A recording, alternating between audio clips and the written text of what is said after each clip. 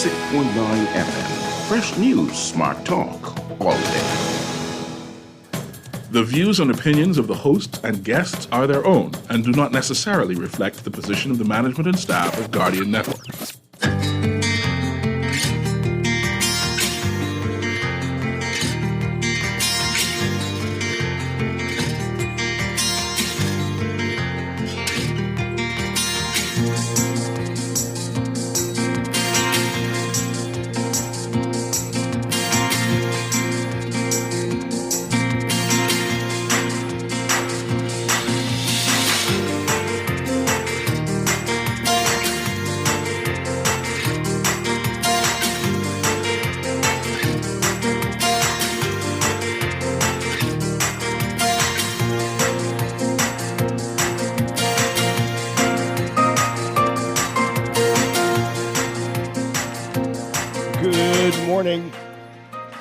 More shantytowns being torn down. 100-plus people occupied that community. A man who had been shot last month is dead, pushing the murder count up by one.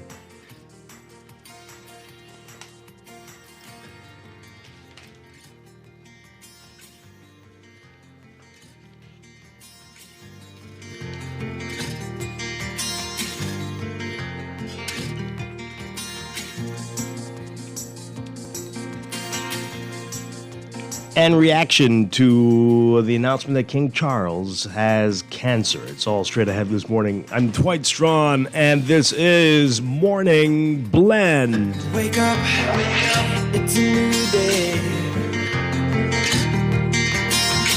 Wake up, it's a new day. It's the start of a new way. You know that it's it's the start of the end of the old way. Revolution. Wake up, it's a new day. Wake up, it's a new day.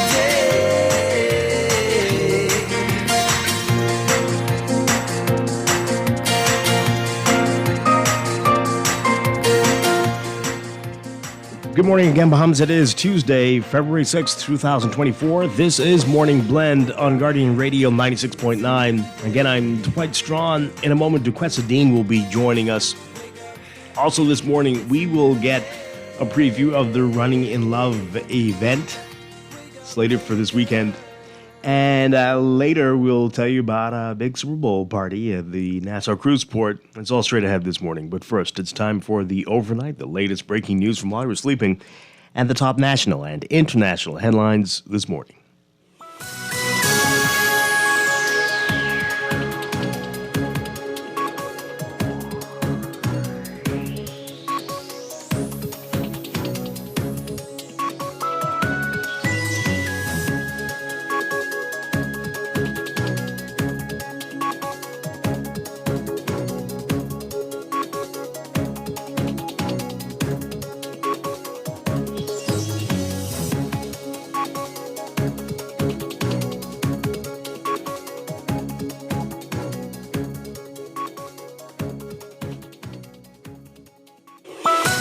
In the overnight, the government resuming the demolition of shanty towns in New Providence, tearing down structures in the community off Carmichael Road near Coral Harbor. Building Control Officer with the Ministry of Works, Craig Delancey, saying a little over 70 buildings are in the community and more than 100 people lived in them. Delancey says the notices were issued a month ago requesting the occupants to either demolish the buildings themselves or they will have to, or if they didn't do it, that the government would. He said the community should be fully cleared by the end of the week.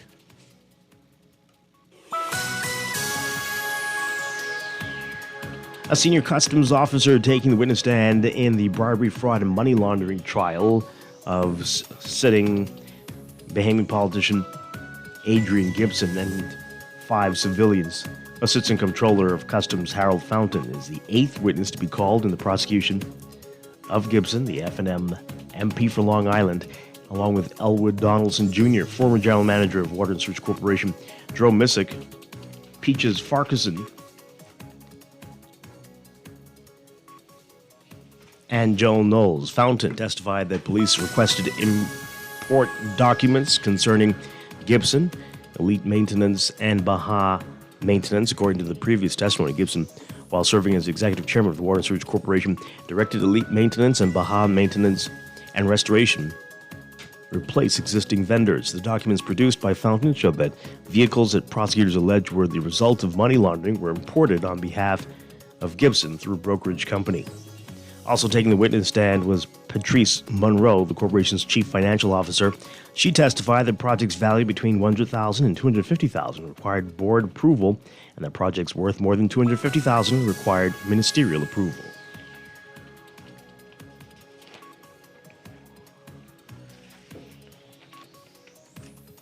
The governments of the Bahamas and the United States signing an extension of the U.S. Air Transport Preclearance Agreement. The agreement, which has been in place since 1974, allows for the ease of flow of people between the Bahamas and the U.S. U.S. Customs and Border Protection Office of Field Operations Diane Sabatino, who signed on behalf of the U.S., said the agreement reinforces the relationship between the two countries.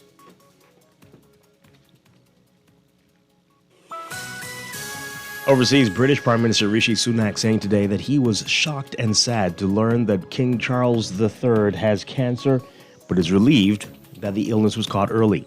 Buckingham Palace announced Monday evening that the king has begun outpatient treatment for an undisclosed form of cancer. It was found during his recent treatment for an enlarged prostate, but is not connected to that condition.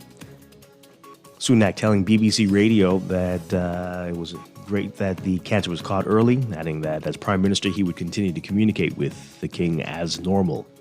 Less than 18 months into his reign, the 75-year-old monarch has suspended public engagements but will continue with state business, including weekly meetings with the Prime Minister, and won't be handing over his constitutional roles as head of state.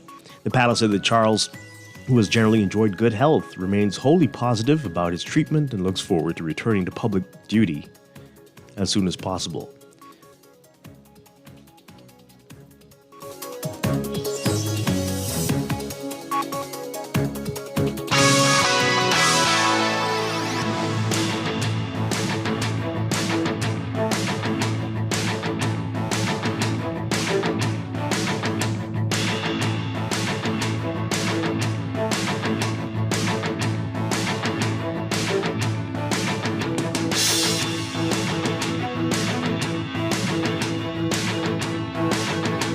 In sports, the BAISS, Bahamas Association of Independent Secondary Schools Basketball Championships, getting underway this week. Got underway on Monday at the Kendall Isaacs Gym, and making an early statement. The St. John's College Giants, as all three of their teams picked up wins. The Giants taking the opening games of the junior boys and girls and the senior girls divisions. In the senior boys division, the defending champions Charles Hunter's Baptist Cougars emerged victorious. The best of three championships continue on Wednesday. The Giants are aiming to sweep their opponents in three divisions, while the Cougars will look to do the same in the senior boys division. Find out about the scores in today's Guardian Sports section. Bahamian Stephen Gardner cracking open his 2024 season with a world-leading time in the men's 300 meters during the South Carolina Invitational at University of South Carolina in Columbia, South Carolina. Gardner, who ran for Adidas, was starting off with a time of 31.78 seconds, showing the world that he is back. The 28-year-old is the world record holder in that event, setting the record of 31.56 seconds in 2022 at the same meet. Gardner's time on Saturday was the second fastest time ever recorded in that distance in the world. And he has now the two fastest times in history in that event.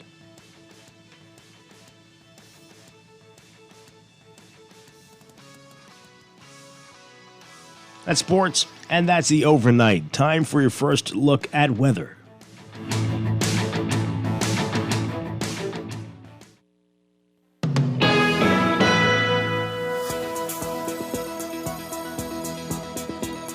Your first look at weather for today. We've got deep layered troughing associated with a broad area of low pressure that's going to continue to produce shower activity across the islands today. A number of warnings as a result. A gale warning in effect for the entire Bahamas. Maximum sustained winds of 34 to 47 knots all mariners are strongly advised to remain in port, and beachgoers should stay out of the water due to high seas, dangerous rip currents, and life-threatening surf. The public's advised that sea spray, overtopping waves, and wind-blown sand are expected along northern and eastern coastlines, and so everybody should exercise caution while along these areas, including the Glass Window Bridge in Eleuthera. In fact, that area should be avoided entirely. And flooding is likely in low-lying and flood-prone areas during periods of heavy or prolonged rainfall. We are already seeing that here in New Providence. For today, for the Northwest Bahamas, look for mostly cloudy to overcast, cool and breezy conditions with widely scattered showers and isolated thunderstorms through tonight. Showers could be strong to severe at times. Again, all boaters advised to remain in port. Winds northwest to north at 20 to 30 knots with higher gusts. Seas 4 to 7 feet near shore, but up to 16 to 20 feet offshore and along Atlantic exposures in large northerly swells. For the central and southeast Bahamas today, variably cloudy to occasionally cloudy, mild and windy with widely scattered showers and thunderstorms today through tonight. Thunderstorms may be strong to severe at times. Again, all mariners advised to remain in port. Wind southwest to west at 20 to 30 knots with higher gusts. Seas 7 to 10 feet near shore, but up to 10 to 12 feet offshore and along Atlantic coasts. Temperatures today, we're looking at highs getting up to around 72 Fahrenheit, 22 Celsius. Overnight lows tonight getting down about 63 Fahrenheit, 17 Celsius. That's your first look at weather this morning. We'll have your extended outlook coming up after traffic in just a bit. Wake up, it's a new day. Wake up, it's a new day. It is time for a break, but when we come back, we're discussing the day's top stories right here on Morning Blend on Guardian Radio 96.9, your home for fresh news and smart talk all day. Wake up, it's a new day. Wake up, it's a new day.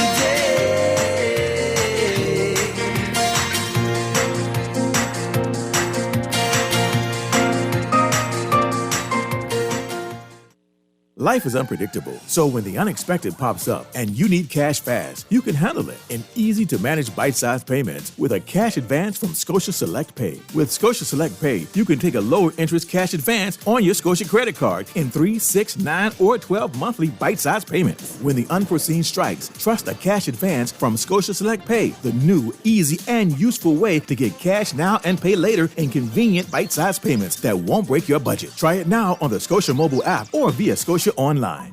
On Saturday, February 16th, get up and get active at Guardian Media's annual Healthy, Wealthy, and Wise Health and Financial Fair at the Mall at Mount. Come early and browse through all the fantastic booths. The walk-in medical clinic, handling your health, New Life Natural, vegetation, Bahamas Corporative Insurance, Cable Bahamas, Bahamas Orthodontic, Lowe's Wholesale, Elite Wellness Solutions, Bahamas First, and Adderley Physiotherapy. It's going to be a fun-filled day and more, all at our annual Healthy, Wealthy, and Wise Health and Financial Fair, Saturday, February 16th, starting at 11 a.m. Get up, get active, and participate in our skills games for prizes and surprises at our annual Healthy, Wealthy, and Wise Health and Financial Fair at the Mall at Marathon. A martial arts demonstration by the Bahamas Tongo Dojo, plus a self-defense demo by the Society of Shotokan Stylists. Co-sponsored by the Mall at Marathon and the Guardian Media Group. Struggling to repay your loan? Let us help you get back on track with payment terms that suits your financial situation and improve your credit score and credit report with the Bahamas Credit Bureau. Inquire about our restructured loans today. Call us at 356-764.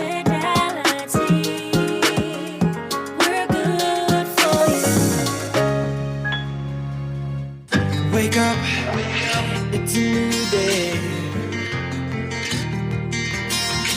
Wake up, it's a new day.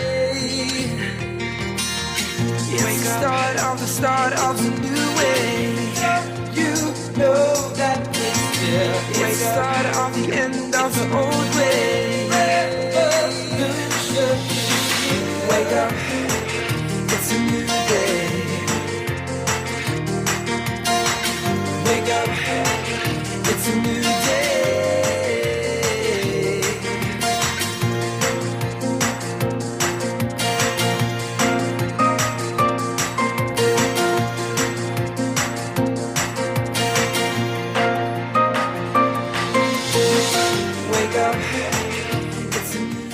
Welcome back to Morning Blend here on Guardian Radio 96.9. We are streaming live on GuardianTalkRadio.com and on the Guardian Radio app for smart devices. We're also on your televisions on Cable Bahamas Channel 969 and BTC Flow Channel 612. You can tweet us at Morning Blend 969 or Facebook.com/Morning Blend 969. Text us on the Guardian Radio text line powered by BTC 422-4796. Standard text rate supply. Once again, I'm Dwight Strachan. Joining me now, Duquesa Dean. Duquesa, good morning. Good morning. Good morning, everyone. How are you doing today? Doing well. Great to have you with us. A nice rainy day. Nice. Okay. Hey, it's rainy. It's definitely rainy. Yeah. Out there is so y'all be wet and careful out dark. there on those streets now. Yeah. It's Anywhere you see water pooling, be extra careful. Sometimes you don't see it. So keep that in mind as well. And I continue making an appeal for people driving in the mornings to have your headlights on. You might be able to see, but we can't see you. We cannot see you. And if you can't see the sun, make sure your lights are on or put auto setting. Yes. It'll do it itself. Automatically. Anyway, coming up this morning, we are going to be talking about some fun stuff. We are talking about Running in Love 2. That is coming up this weekend. We'll get details about that. And later we'll tell you about a big Super Bowl party at Nassau Cruise Port. That's all ahead. So, Exciting stuff. Yeah. But right now, let's talk about what else is in the news.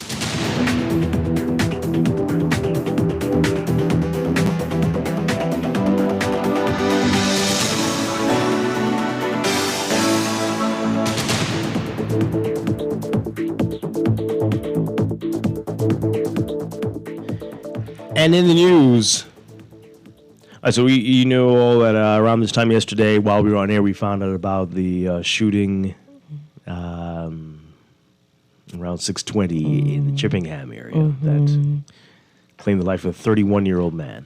So while we're on there, so that meant Canada and yesterday morning 3 murders. But now police are saying that remember the shooting in Grand Bahama last month? Yes. That person has died. Wow. So that has been updated to a murder now. So we're told by the police on Sunday, sometime around 9:45 p.m., a 61-year-old male victim succumbed to injuries sustained from a shooting in Grand Bahama.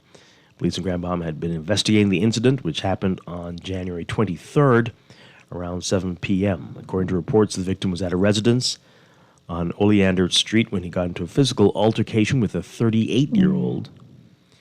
The situation escalated, leading to the man, I guess the 38-year-old, pulling out a gun and shooting the victim. Yeah, the victim had been in the hospital in serious but stable condition until he died on Sunday. Wow.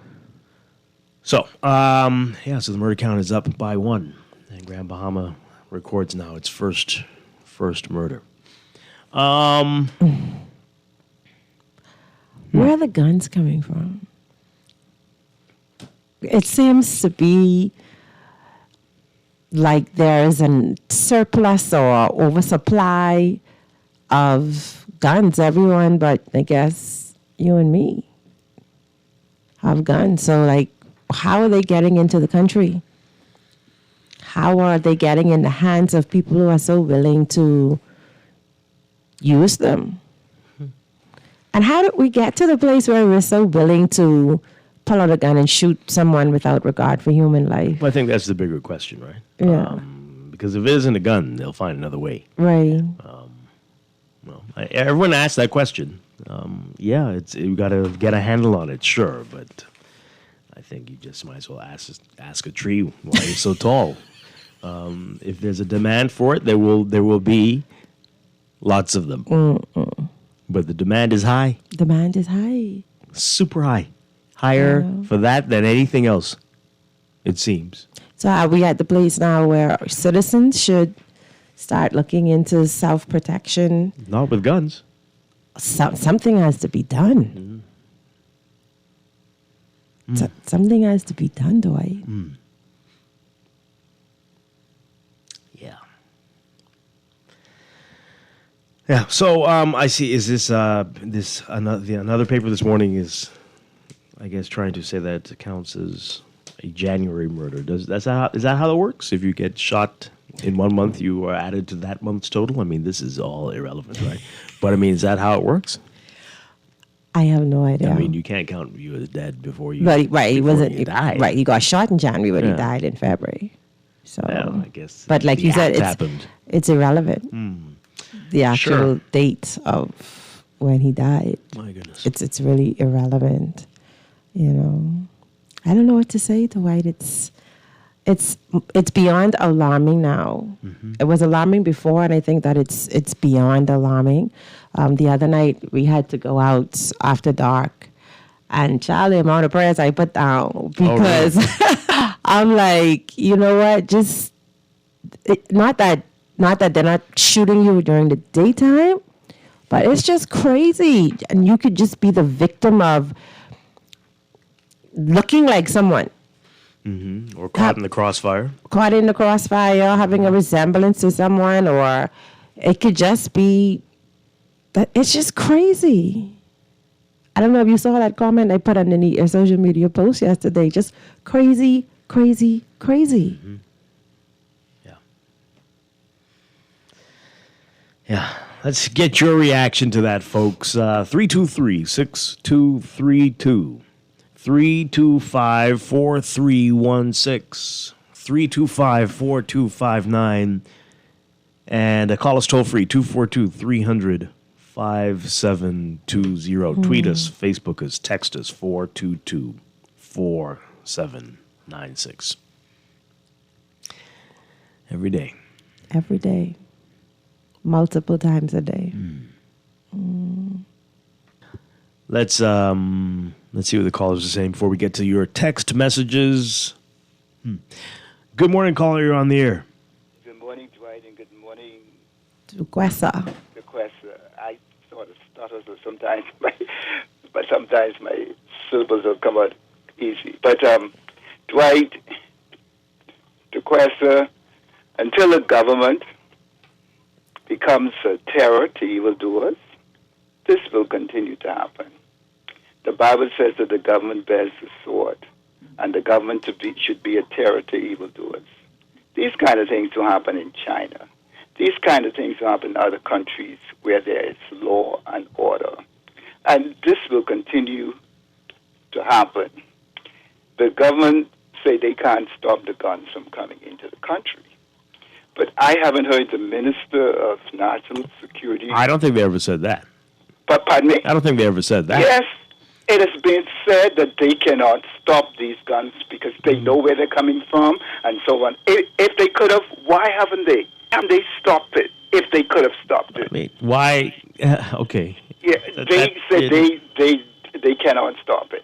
Okay, but the Minister of Security, who is responsible for legislation, he can advance legislation when the House is open that there's a penalty of anybody who's found in possession of a legal firearm. We're going to give you 50 years. Okay, and somebody told me that in Singapore and Malaysia, there's a sign at the airport. If you're caught bringing in any drugs in this country, you are executed. They have stiff penalty, and they mean that until the people realize that there are consequences for their actions. Ain't nothing going to happen, Dwight. Let's take my word for this. God has already gave us, he sent a boat, and he sent a plane, he sent everything, like we're waiting for God to come down and do for us. God will not do for us what we can do for ourselves. The government needs to use the sword. The government needs to pass laws and make those laws stick, come hell or high water, and you will see a difference. Until then, my brother, we will see many reruns of this movie. Thank you. Have a good day. Okay. You too. All right. Thank you. Okay. Duquesa, what do you have to say? I mean, are we really ready for like a militant style operation of our country? Are we really ready for that? I understand that drastic measures are needed to help curb the crime situation. I'm just not sure that we're ready for a really militant approach to the way that we live. You know, granted, if nothing changes, that may become a possibility with curfews and all that sort of stuff. And I'm hoping that we don't get to that place. However, at the same time, I'm not going to put all of the responsibility on the government. Government should lead the way, yes, but the responsibility for who we are goes straight back to the environments that we are groomed in and the people who are grooming us, or the lack thereof. You know, I can understand people calling for the drastic actions, right? If we had done the little things first. First, yes. We tried everything, and oh my God, now we have to do this. What have we done? Seriously? Because every day you see it. Yeah. You see it out there, the madness on the streets, the little things that are the little laws are being broken every day that nobody seems to care about. And so we're all calling, screaming the sky is falling, but you didn't do anything at all. Well, you didn't do as much as you should have done with those things. Correct. It's the lack of enforcement for me, right? And when I think about that, I often wonder, even if we're manned enough to enforce all of the laws, right? And why I say that is because every single day, people are running the red line, third lanes. They are just doing whatever they want to do in this little town with no consequences. How are we enforcing the laws? I agree with you. We're not enforcing, but it's not about manpower. And again, we have to call out the government on this. In this regard, what are those cameras doing? The cameras that we do see, do they work at all? Because seriously, if they were working, by now all those people who run the red lights, all the people who make the third and fourth and fifth lanes and turn right at a red light, all those people should have been before the courts if they hadn't paid the tickets, right? There is no way that we can make excuses for what's going on. That's here. what the cameras are for. They're only there for show. Clearly, I mean, seriously, what do they do? Does someone actually monitor them, or do they work? I don't even know. But you know what that brings to mind? I watched this show. I haven't watched it in a while. Where in Europe they actually have cops that watch the CC cameras, and they could dispatch units out. Seems to be something happening, or find people. They send you a letter? Right. There's a picture of you running a light at this hour on this date. You have to pay this ticket. But we also have to make sure these cars are actually licensed. Whatever. Right? I saw you. So that this carry-through could happen, but definitely... Yes, if the car doesn't have a license plate, that would be very challenging. Definitely. So all of it comes back. Yeah. The slackness and the lax attitude toward the law enforcement here has brought us to this point. Yeah. Contributed. I think we're in addition to the ridiculous parents some people have. I think that we're living into that island... But it's all related. Right. We're living into that, it's the island type vibe. Everything's different and slower. I agree with you, 100% an excuse. 100%. All right, let's read some of your text messages. This person says here, Dwight, yes, it is a nice rainy day. I say we don't water the coconut trees and the mango trees or the juju trees, etc. We let the heavens do that for us, and all things give thanks. Yes, you are correct, Texter. You don't have to go to work. It's right. Super nice, right? Everyone who has guns illegally doesn't deserve a gun. What? What? I'm sure there's more. What? Needless to say, I really do not want there to be gun rights for locals either, or rather guns to become commonplace. Okay. This person says here, the king was diagnosed with cancer yesterday, and we're talking about crime. Where's the respect, Texter? Because I respect some listeners, I'm not going to respond to you. We mentioned it in the news. But the respect. People. So that would be, some would say the other way around. If we were talking about that and people getting killed right here, where's the respect? Yeah. But anyway. There are people getting diagnosed with cancer every day. Right here in the Bahamas. Okay. We wish I him think all, that we wish person him was all just- the I best. think that person they're just trying being to rile. sarcastic. Well, that's Yeah, hope. they're just They're trying to being rile us up. sarcastic, yeah. But we wish We do. King Charles the very best.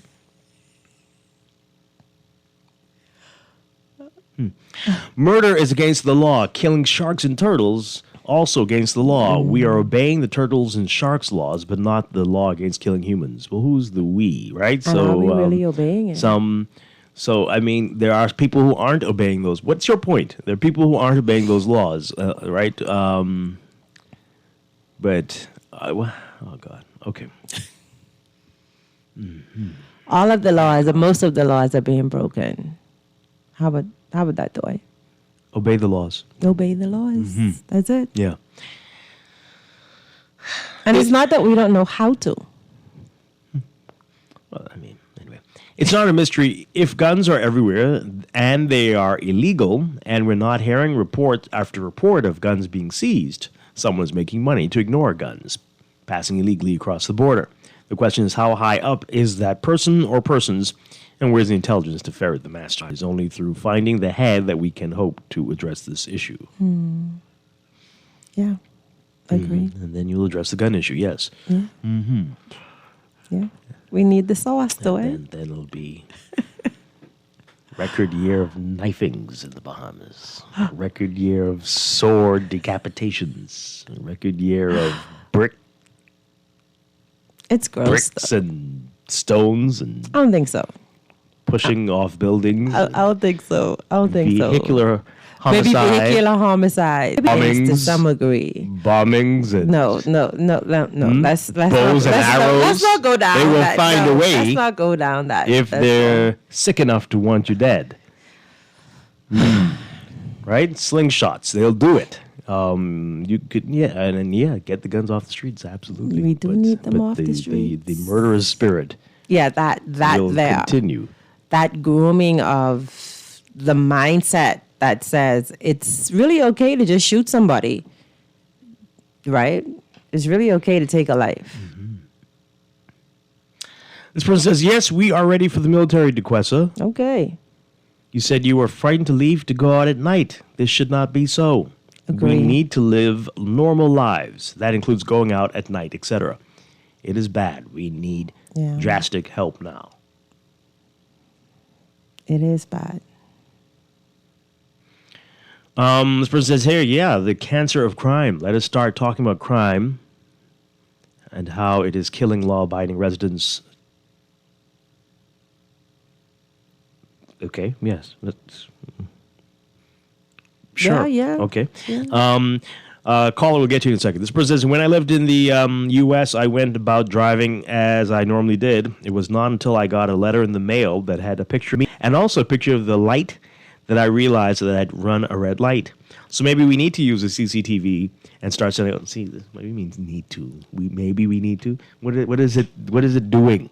What's it doing? Well, we need to use them if they're working, Dwight. Oh my God, but that's the thing, right? Because I mean, I've said it before, and I've said it to people. I'm saying, have you ever seen the police issue a statement? Oh, we're looking for this vehicle. This is the thing we're looking for. No. We're looking for this person.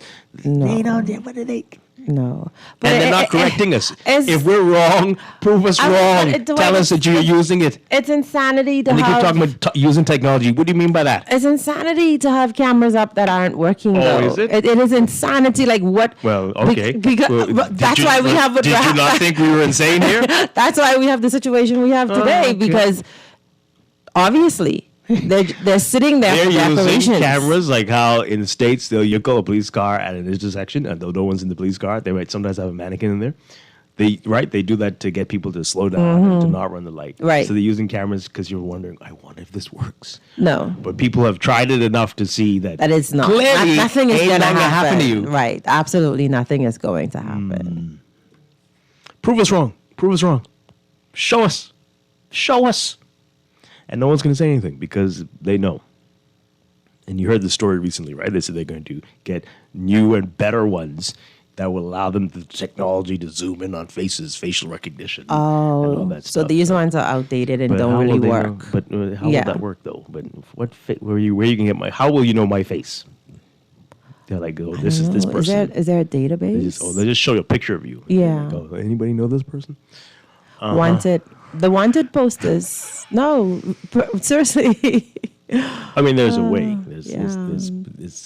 Yeah. But are they using the technology in the right way? Lots of words. Yeah. But what's really happening? Yeah. Let's take these calls. Good morning, caller. Sorry to call back, but listen, what happened to the $17 million worth of drones that we were supposed to get? Dwight, did you notice that in the last set of police report, they say they're now saying high-powered weapons. So these guys are just not bringing these little guns. They're bringing in guns that they're using in war. I mean, these guys got high-powered weapons just like the police, you know. So, Dwight, we got to do something. The government got to do something and do it quick. Yep, absolutely. Thank you very much. Well, if you saw the pictures of the shooting in Yamacraw, I mean, that vehicle was scattered, lit up, as they say. Yeah. Everyone around here thinks they're in a movie. No, it's their jobs now. It has to be a job now. Yeah. Let's take this call. Good morning. You're on the air. Hey, Morning. this is Strachan, the crosser. Morning. Dwight. Hi. Good morning. Dwight, now we have a lot of boats coming in, right? And we have a vast base of water, right? So what the drones are doing by checking those boats with coming into the country with bringing in guns. Or do you not know?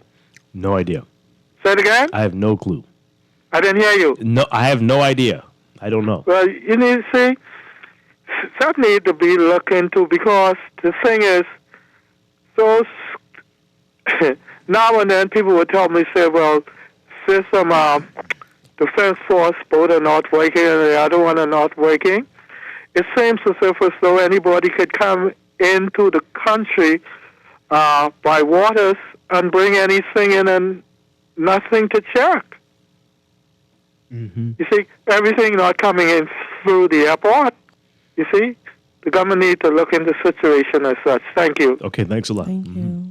Probably using You've the seen the drones to No, seriously. Probably using the drones to film like when the band is Maybe they marching. haven't been programmed as yet, or They use it for parades, huh?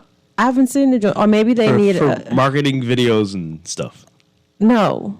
Huh? No. You don't think so? No. Put a camera on that. And I think they're sourcing the right person to fly the drones or to be on staff to properly utilize the drones. Maybe maybe that's what they're doing. Maybe I love maybe your optimism. It's beautiful. Seriously, that they can't just be sitting there. There has to be okay, we need to have to teach a class on doing the drones or the drones or how to use them or hiring the expertise or probably get a junior high student. It's not that difficult. No, something's not sitting there catching dust. They don't have the right charger. Yeah, it's not. It's not.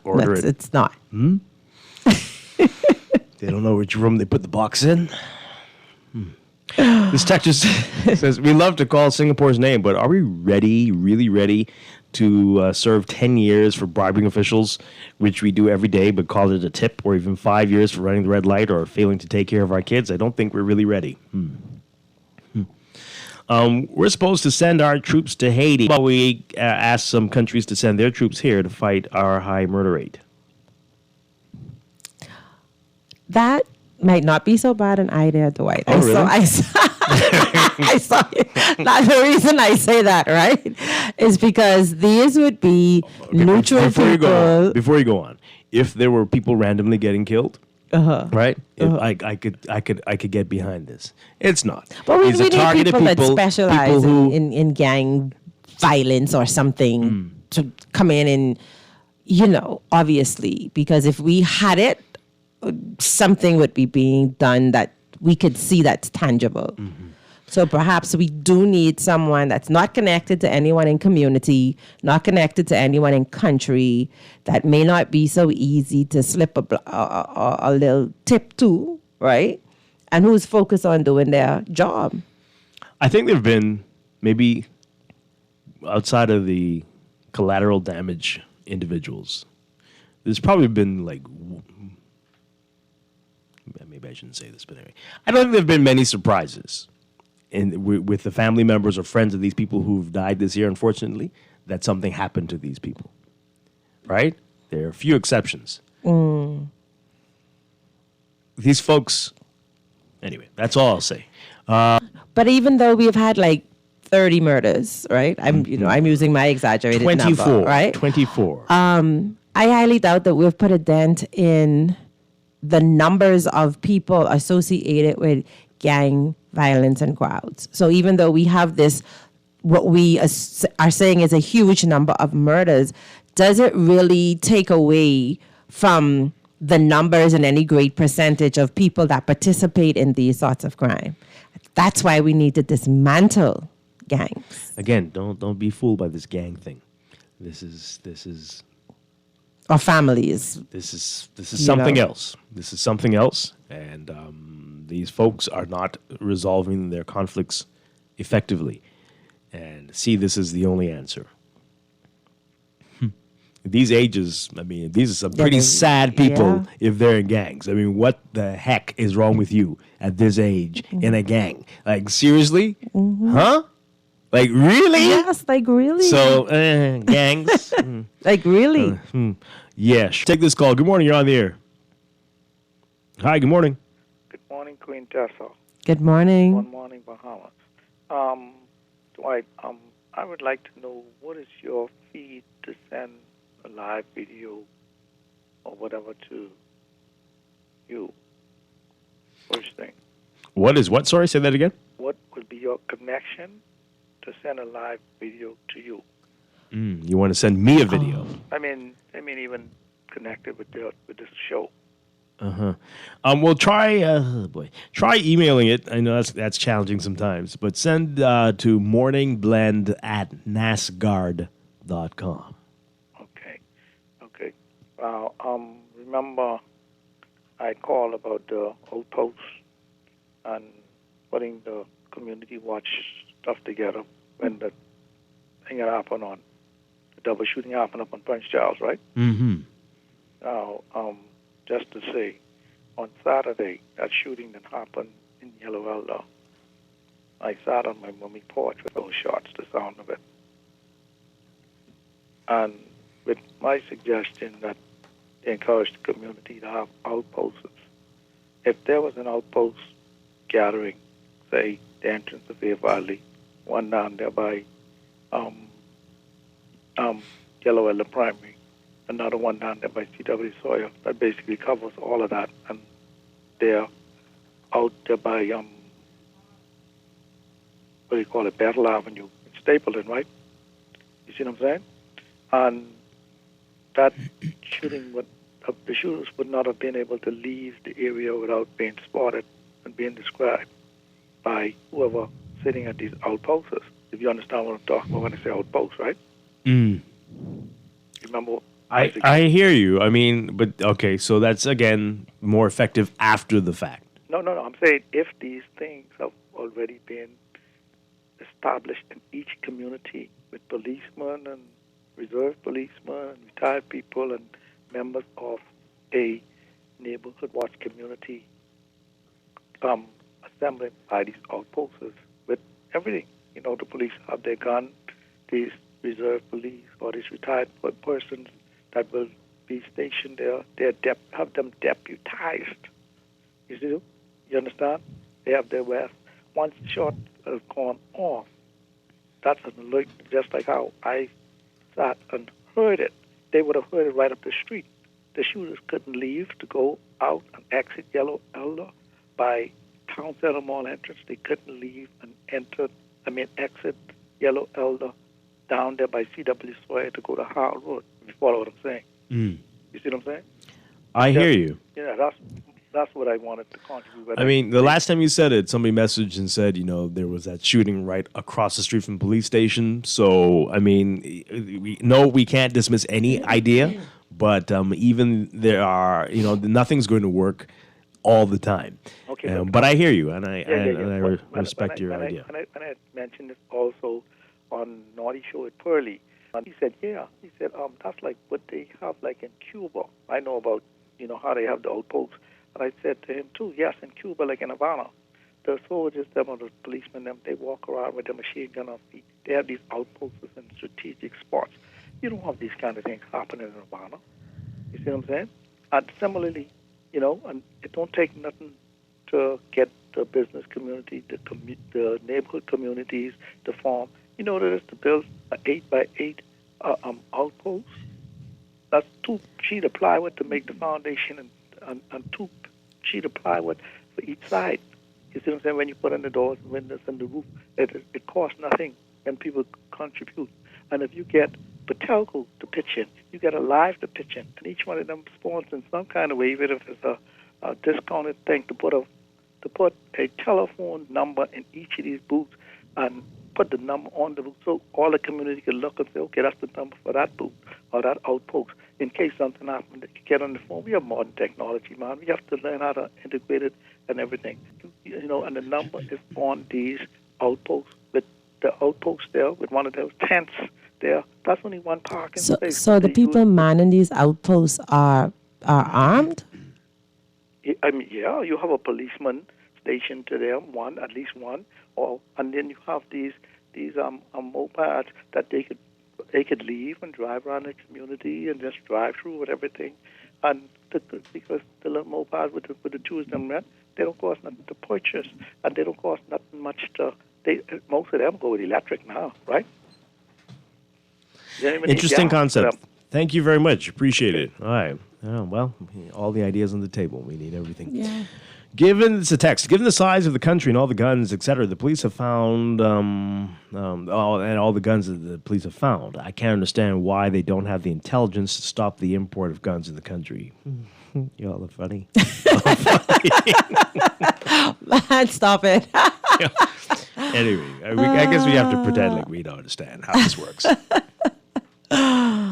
Okay. To blame the government for everything, but came right back and said that it's crazy to have cameras that aren't working. Well, that's one thing we can blame the government for. Two of them are true. Right? So can't blame them for everything, but you can blame them for that. This person says the cameras are working. A friend of mine was followed to an intersection on Carmichael Road after an argument elsewhere. He went to the Carmichael Road police station, and the officers were able to discern the details of the vehicle that was following him. And then what? And then what happened? Did they go and get the person? Well, maybe they only have a license to use the camera for certain things. I'm really being hopeful here. Like, maybe they can only do certain things. Did it resolve the issue? They said, yeah, we saw it, but what did you want us to do? What did they say? Okay. So it's just, it's like a monitor. We just could see. Look at this guy. Oh, boy. Or maybe they just go back to it as a reference when something happens to say, oh, that happened, and not as a proactive tool where someone is literally sitting there and watching what is going on in real. Maybe that's the switch that needs to happen, like not use it for proactiveness, not use it for reactiveness, but instead use it actually as a screening tool for what's happening, or to be able to issue those tickets, or so maybe just switching the philosophy of. I can see somebody right now in front of a camera waving, "Oh my God, help me, help me, help me!" And then like an hour later, going to the police station. Did you all not see me on the camera? What? Let's look. Right. Rewind. There you are. Right. Screaming for help. Yes. Correct. Oh, so okay. yeah, I think the philosophy behind beautiful. Yeah. Maybe. You just can't take it for granted. Like, maybe they did get them to say, if something happens, we could roll the camera back. Now, come on, let's be real now, Dwight. Many of us have home cameras, right? How many of us literally sit down all day watching our camera feed. Well, if someone were But getting if something murdered in your house happens- every week, No, I would was just say saying. you should have somebody I was there. just saying, like the thought process may be, okay, we have in your house, you could rewind it and slow it down or fast pace it, and you could determine the time and all that After the sort of fact. after the fact. Yeah. So maybe what needs to happen is, instead of having this tool for after the fact, it's switched to current. Okay, let's deploy a team of officers solely responsible for safeguarding the streets by watching the cameras. As like a real job, not like falling asleep or any of that. Like, this is like a real job where you get to sit down and keep places safe and issue tickets and that sort of stuff. Maybe it's just a shift. Okay. Maybe it's just a shift. It's that word you just said with one letter removed. That's what it is. Good morning, caller. You're on the air. Good morning, Dwight. Good morning, Dakota. Morning. Good morning, Bahama. Dwight, people are, at least everybody say the government ain't doing the job. They want to change the police commissioner, change the national security advisor. You could change them every day. These somebody home. People need to step up and turn these people in. And tell the people who want change, they can never change.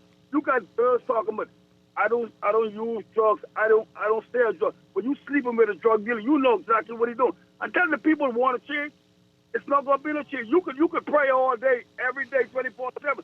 But the people gotta want changes, man. I was talking to a Jamaican guy the other day. He said, "Boy, I heard your hometown done going crazy." I say, "No, it's not the whole Obama. It's just Nassau."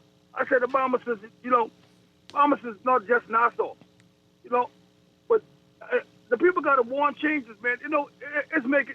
I know a lot of people asking me, is it safe to go to the Bahamas? I said, yes, the Bahamas is not just Nassau, it's spread off. But when they hear the Bahamas, they're taking the whole Bahamas. But people got to want changes, man.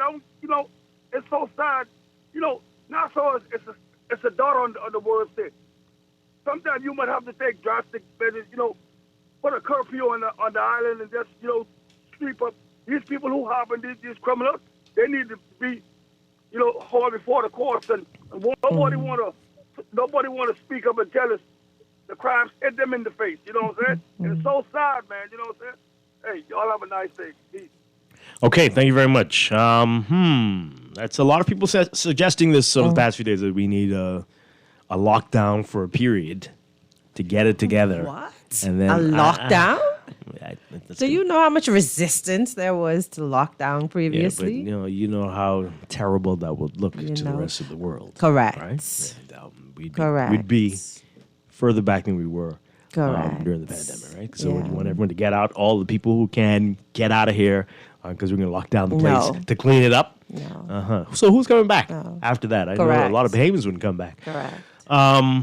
But I tell you, there's small things that we are allowing to slide. Get a handle on this stuff, and the message will be that we're not really taking any foolishness. Have you ever been in a situation where there's a problem and it started out as like a mouse, but then it eventually turned into rhinoceros over time? It just progressively got worse, and now that it's at the rhinoceros state, like, you just don't know what to do to reduce it or to make that better. I feel that that's somewhat of the situation that we're in, that because it's so bad now, that there is a struggle for what can we really do? What are the tangible items that we can really, really do to start breaking this down bit by bit by bit? And it may start with the small things and not the larger things. But will those small things help us to feel safer? That's the question. Right? Well, those, but they're necessary. Yeah, they're necessary. It's not going to happen overnight. Correct. But it will. Yes, you said you got to stop something from escalating into a crazy, absolutely charging rhinoceros. Correct, including our children. Right, because they grow up to be. That's what you were talking about. They grow up to be these adults who or teens that do these things. So from very small, if there are challenges that we see and notice, then we have to take some action. And plenty of these children's parents are rhinoceroses. Is Absolutely. that plural? I don't know. Maybe small like a mouse. Yeah. But a little Yeah. only grow up to be what it is supposed to be. Yeah. So, good morning, caller. You're on the air.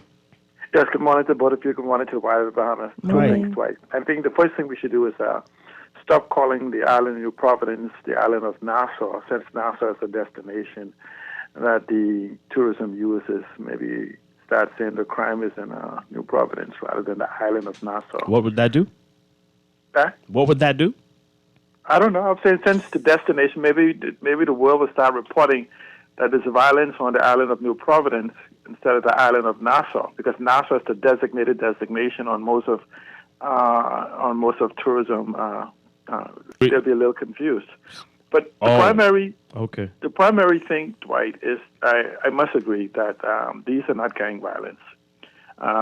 In fact, the police, if they claim and have the evidence to support gang violence, they should name the gangs, because then you would have to mean that these are dozens of gangs that are fighting with each other based on the spread out of where the crimes are being committed instead of an isolated locations, as well as the support infrastructure.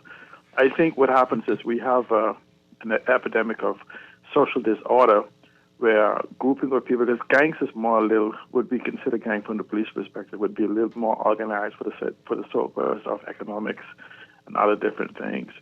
And I think until we can actually identify that this is a social issue where individuals that is loosely associated or loosely known to each other do what they call transactional type environment, is actually responding using violence. To keep saying these are like an organized gang type of act gives the wrong message. Yeah, absolutely. But it makes... Yeah, absolutely correct. That's what we've been saying. Yeah, right. That is lulling some people. It makes for a good cover as to saying that these are organized and we can't do anything about it. But the datification of the police, which the police should be using for policing, as well as if these are gangs, the predictive policing would even make it even easier, because they would apparently, for them to be gangs, the police would have to know who the gangs are and who the members are. Yeah. And you notice you're not hearing anything about that, right? So that tells you a lot. So it's just another ossification of responsibilities. Yeah, absolutely. And another excuse as opposed to addressing the root cause of the issue, which is socioeconomic conditions that exist in our country. And poor socialization on the people. Thank you so much, Seattle. So how many families are engaged in this back and forth of you tit for tat stuff? Everybody. That's the whole place. We don't know how to talk to each other. Everybody's angry. Everybody's on edge. It's insane. We got to take a break. Hey, did you hear this? Speaking of cancer, sadly, with King Charles, Toby Keith, the country singer, died either yesterday or this morning. So wow. We've got a major traffic alert coming up. A big accident on West Bay on John F. Kennedy Drive, folks, along Lake Cunningham. Stay tuned for details on that in traffic in just a minute. But if you're heading that way, don't go. If you're heading westbound, don't go. We'll tell you about that in just a minute. Stay tuned. I fill you up. Let's have a party.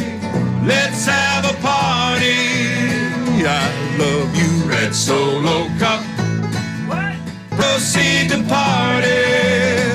Proceed to party. This is Guardian Radio, 96.9 FM, Nassau, Bahamas.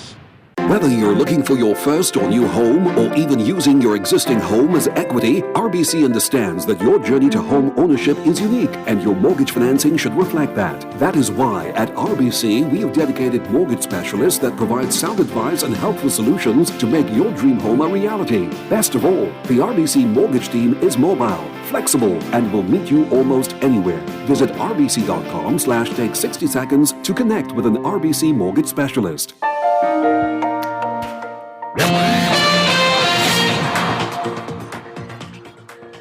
7:55, time for your first good traffic for the morning, brought to you by RBC. Visit rbc.com/Caribbean for more information. All right, so as we've been telling you, there's a major accident on westbound. This is along Lake Cunningham. So you really need to avoid that area until that clears up. That is westbound, so if you can, don't go. Apparently, folks are It's so bad. It's back to belong the entire lake. People are, we're told, driving over the median and along the grass to get into the eastbound lanes. And you can only imagine that only trucks and SUVs are able to do that.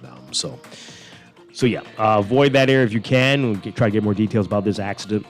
Again, that's the westbound lanes of JFK Drive.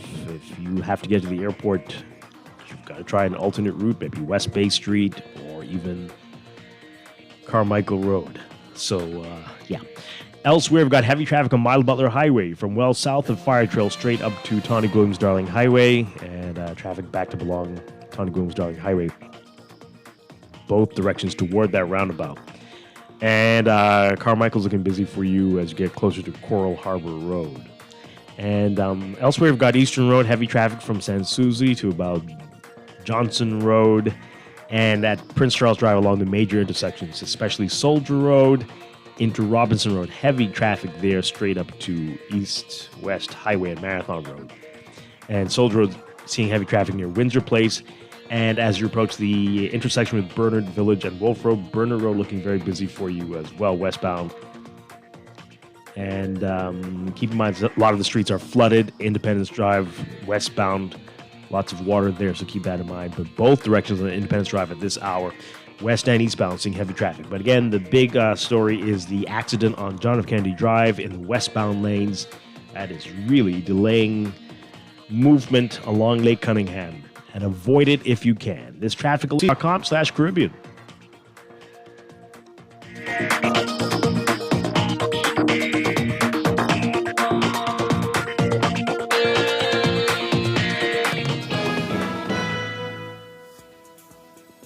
And it's time for another check of your weather, brought to you by Easy Car Sales, home of the electric vehicle, inviting you to fall in love with an EV during the month of February.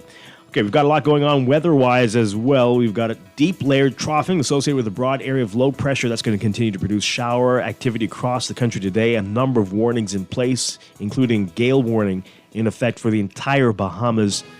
All mariners are strongly advised to remain in port, and beachgoers should refrain from entering the water due to high seas, dangerous rip currents, and life-threatening surf conditions. Everybody's advised that sea spray, overtopping waves, and wind-blown sand are expected along northern and eastern coastlines, and everyone should exercise caution while traveling along these roads or these areas. And the glass window bridge especially should be avoided. Flooding in low-lying and flood-prone areas during heavy rainfall expected as well. All mariners, again, advised to remain in port. We'll have a look at your extended outlook coming up after the 8 o'clock news. This weather brought to you by Easy Car Sales this Saturday, February 10th. Easy Car Sales having a special Valentine's test drive event all day from 10 a.m. to 4 p.m. at their Gladstone Road location. With many models to choose from, there will be special discounts and deals to help you find the perfect match to suit your lifestyle and your budget. Register for a test drive at easy242.com today and have a chance to win a romantic dinner for two. Fall in love with a better electric vehicle this Saturday at Easy Car Sales and live happily ever after. This is Guardian Radio 96.9 FM, Nassau, Bahamas.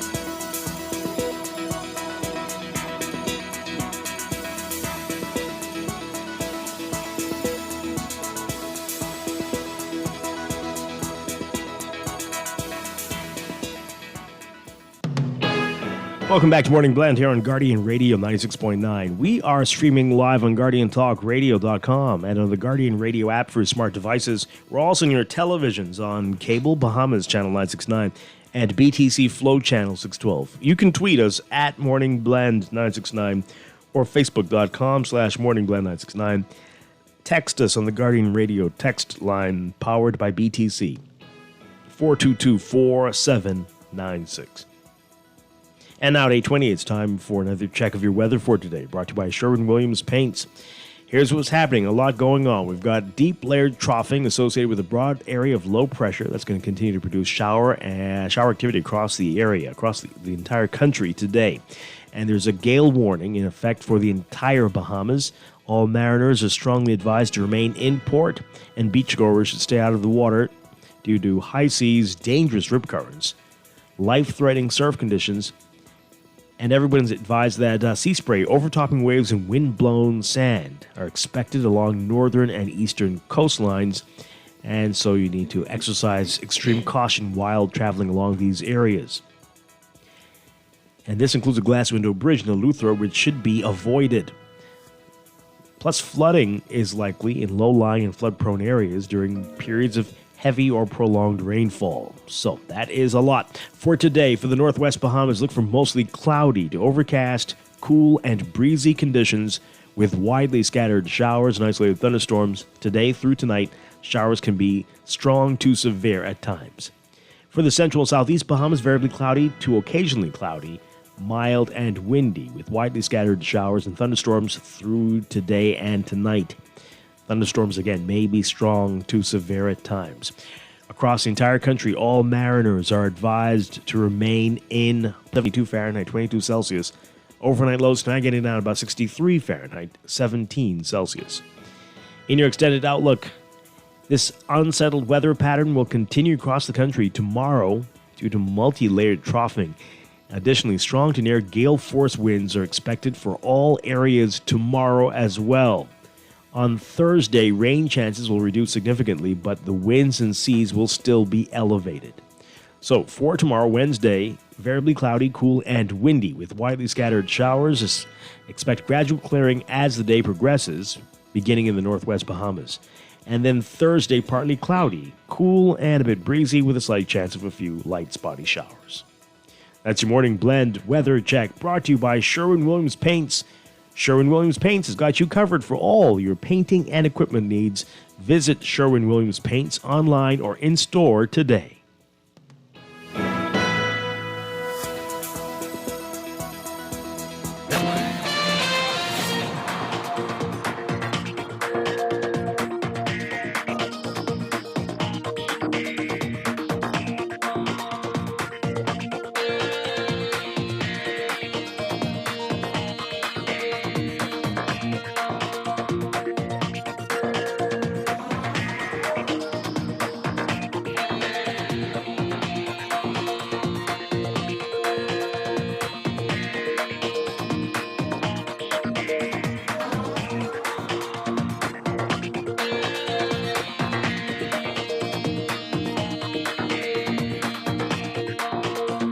And at 8:23, time for another check of your traffic for this morning, brought to you by RBC. Visit rbc.com/Caribbean for more information.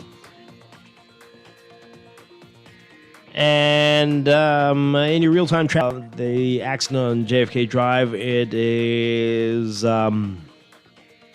showing some clearing, so it might be getting better. We're trying to get an update on this situation right now for you. But there was an accident there, and that was causing some major delays on JFK westbound lanes. So traffic was backed up along Lake Cunningham. At this hour, Glaston Road still busy for you from just north of Fire Trail straight up to the roundabout with JFK and Bahamar Boulevard. Milo Butler Highway seeing heavy traffic, though, from well south of Fire Trail, straight up to the roundabout with Tony Bloom's Darling Highway this morning. Six Flags roundabout also busy for you northbound and eastbound along JFK, southbound on your Providence Highway. And Saunders Beach, a bit of congestion as you approach the roundabout with your Providence Highway. That's eastbound along West Bay Street. And as you exit that roundabout heading towards Arawak Key. Then we've got Independence Drive. Heavy traffic both directions, east and westbound this morning, especially westbound, and there is some flooding in that area, so keep that in mind. And Blue Hill Road is busy for you north of that intersection on the way to Cordo Avenue. Heavy northbound traffic there.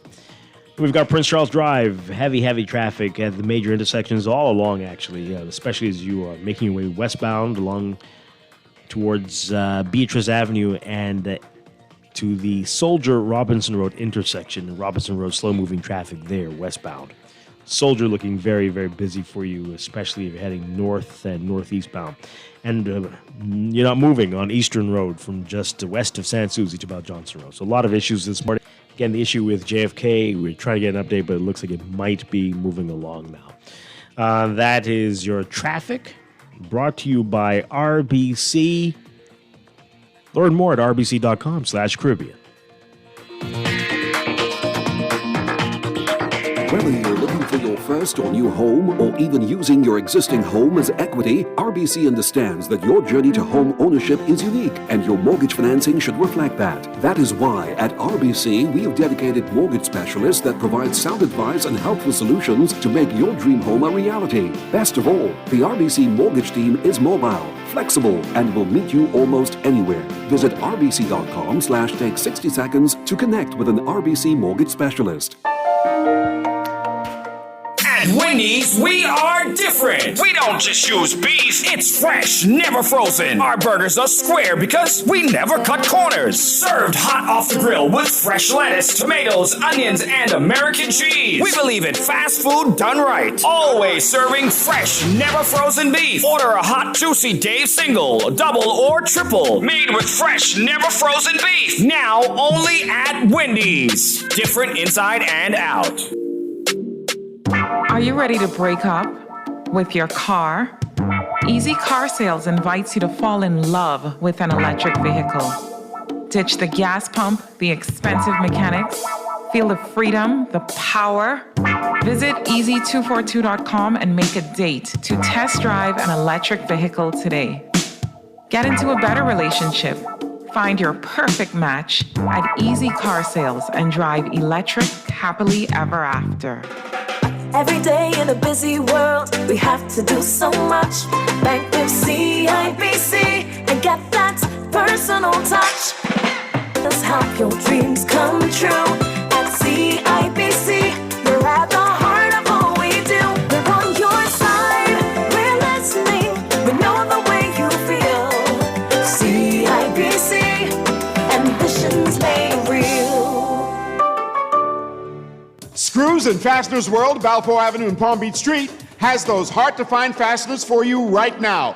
You can find stainless steel regular hex, carriage bolts, galvanized bolts, threaded rods, nails, self-tap screws, sex bolts, anchor bolts, turnbuckles, masonry tools, hand tools, and weed whacker strings. Check out the rope selection and car body fasteners, too. Special orders are welcome.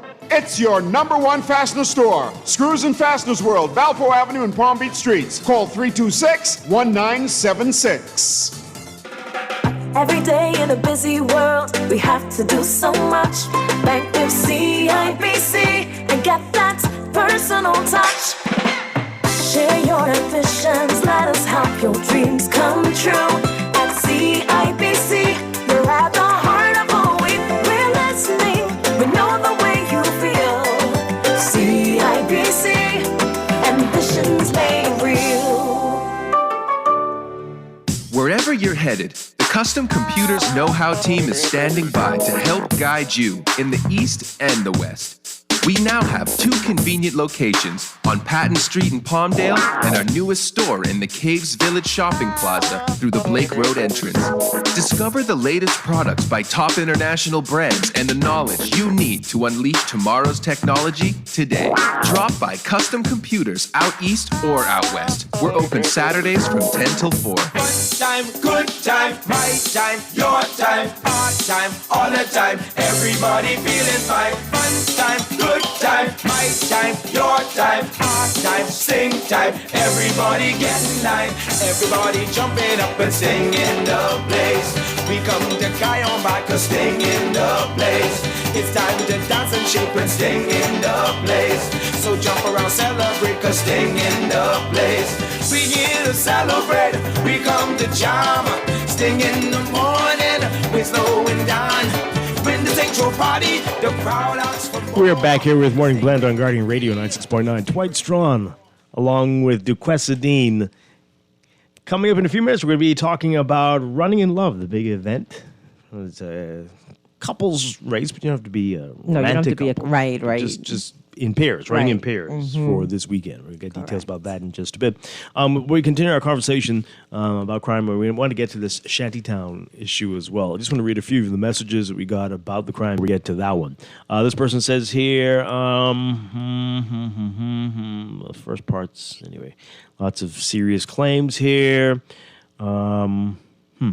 Is there any data on how many crimes have been interrupted by the interrupters? I'm in need of the data for a literature piece I'm writing on violence after independence. Good luck. And I think the entire police force should be foreign ran, like how it was before independence. British, Jamaican, American, Chinese, Trinidadian people should make up the armed forces. Okay. This person says here, we create extra roads because the government won't. We drive uninsured because government can't provide plates. No. Don't try that. Because they can't as much as provide driver's licenses in a timely fashion. There's no management of this country for the barest essentials. I'm not saying the answer is to break the law in any way, but lack of management is causing overcrowding. Immigration from one island to the other is frustrating. It's frustrating getting things done, etc. Okay, so I'm not going to disagree with you that we have a management issue, right? And definitely a city management. Well, we don't even have that at all, right? Those can't make those types of excuses. Yeah. But how confusing is it if every 4 or 5 years your leaders change, which means that your managers switch out and new people come in? And I mean, it's very confusing. And it disrupts. It provides instability. I mean, you can't run a country like a company, right? But some of the biggest companies, successful companies in the world are seeing that as all the time. Right? But you just have to have a plan. And then and that's the thing. We only have a 5-year plan, right? Barely. Right? You need to have a 20, 25, 30 something year, and then everybody who gets elected, you need to add. You cannot take away. Just add to what was the plan. Correct. Because you make progress and then you reverse progress, and then you make progress and you reverse progress. It's not working. Dwight, so it's okay for the Bahamas to send police officers to the Turks and Caicos when they had a spike in crime last year, and it's okay to send Bahamian law enforcement to Haiti because they have a crime problem. But it's a big problem when the suggestion about bringing foreign officers here to tackle this crime problem.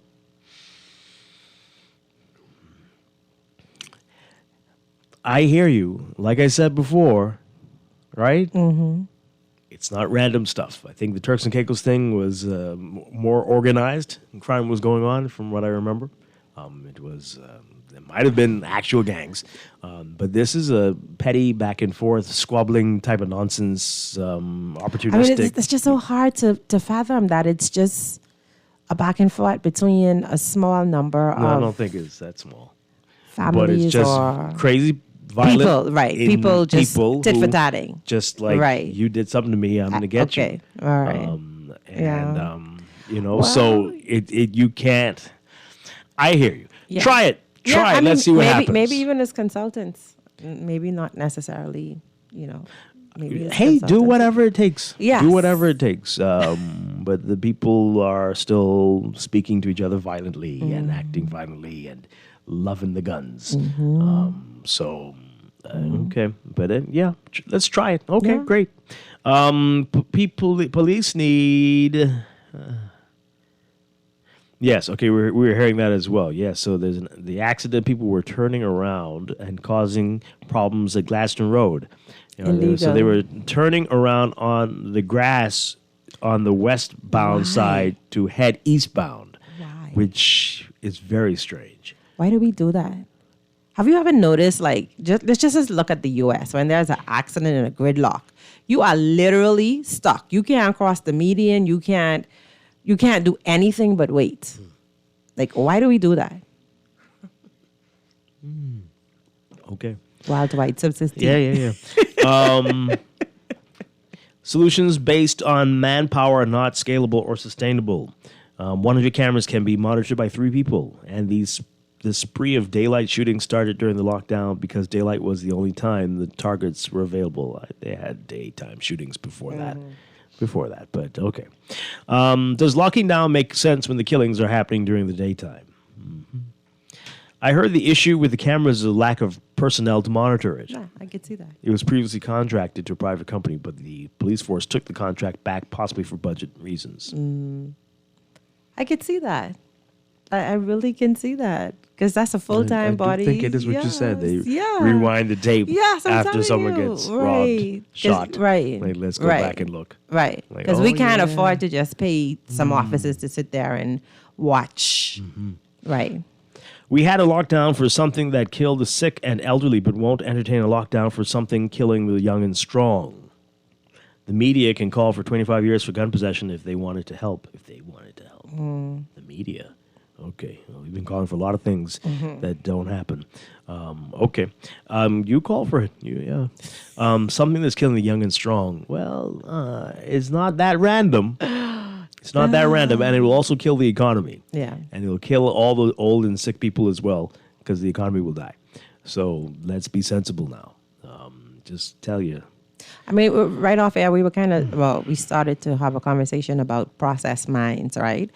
I don't think people look through their actions today to what the impacts will be futuristically. So, I run hot, someone make me mad, I got to get them back. But what impact does that have long-term for your own future? Right? I just don't think that people process the information or process it. When I was a little girl, I used to watch Sesame Street. And one of the things on Sesame Street was the little boy with the marbles, and he thinking about if he throw the marbles on the floor, what's going to happen, and his mom's going to walk in the door, and the baby is going to slip down, and he takes his head through all of these scenarios that would happen, and then he decides to just rest the marbles down, right? So we need people to process. We do need people to process the marbles, like what's going to happen, what's going to happen. Mm-hmm. And then make a decision. Well, that's also part of the problem, right? I think some of the calls alluded to that, the economy, and a lot of people feeling that they don't have a place in the future. They don't see a future, and like they got to deal with this now, and maybe they'll feel better, and whatever happens. But do they?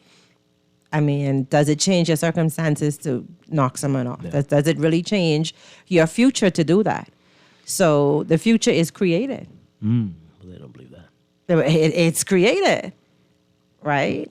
By you by power, your right? choices, by your vision. Like, stop taking the easy road. Stop taking the easy road by just, That's the only road they know, though. Yeah, but it's not going to yield you the future that you want. The future that you want comes with character building, resistance, resilience. It comes with doing things that help you become a better person. Where will they learn that? Right? That's what we need to kind of work on, right? Mm-hmm. We need reinforcements all around the way. Parents put it on the teachers. Parents put it on the church, right? And let's just be real. Some parents are drowning. Some parents are working 2 and 3 jobs to make ends meet. Let's just keep the conversation very real. The cost of living is very high. I understand that. So that's why I said that this is not just like this mouse has blossomed into this large animal, and that has so many, it's like an octopus that has so many different arms, right? Because what do you do to support the broken home? It could even be where somebody got married and they were together and something happened and they split, right? Because everybody say, oh, these women having children for all these different people, but marriages are breaking too. That's a family that's being destroyed. There are children that are being impacted, right? So all of these things, like the whole morale, the whole moral fabric of our community is being destroyed. How do we sew that back together? Wow. Let's take these calls really quickly, and then we'll take a break. Good morning, caller. You're on the air. Oh, you can't. Yeah. Good morning. Yes, good morning. How are you this morning? Doing well. All right. Listen, let's take the boots out the vehicles and put them on the ground. Dwight, we have two portable police stations that we used to have around when we get crime and hotspots, right? If those vehicles are not working anymore, those portable stations, get them fixed and put them on the streets. We also need to collaborate with the Defense Force, the immigration officers, reservists, and officers, and put about 25% of the 100% vehicles on the ground with those persons that are going to walk through the area. Sweep one of the hotspot one hotspot at a time with persons on the ground. Listen, Dwight, one thing you know for sure, if the police is on the ground in a hotspot, very seldomly there's going to be a major crime happen in that particular area for that particular time. At least you'll curve that particular area. Just sweep each area one at a time, okay? Because you can't man the entire New Providence and expect to stop crime. See, remember this. These persons are using small vehicles to transport themselves with these illegal firearms. And if you're in that area, definitely they're not going to move out that area because that area will be definitely curfewed off, okay? And this is the way that we could curve crime in that particular area for that particular week, month, whatever amount of time you want to leave it there for. But we need to get those two portable stations up and running and place them in those hotspot areas as needed, okay? Thank you. Okay. All right, thank you very much. Let's take another call. Good morning. You're on the air. Morning, Dwight. Morning, DeQuesta. Morning. Hi. Very interesting commentary by the previous caller. My take on this whole thing is we need to focus on the four main areas that makes up our society. Firstly, government. Secondly, the church. Thirdly, our families. And then fourthly, ourselves.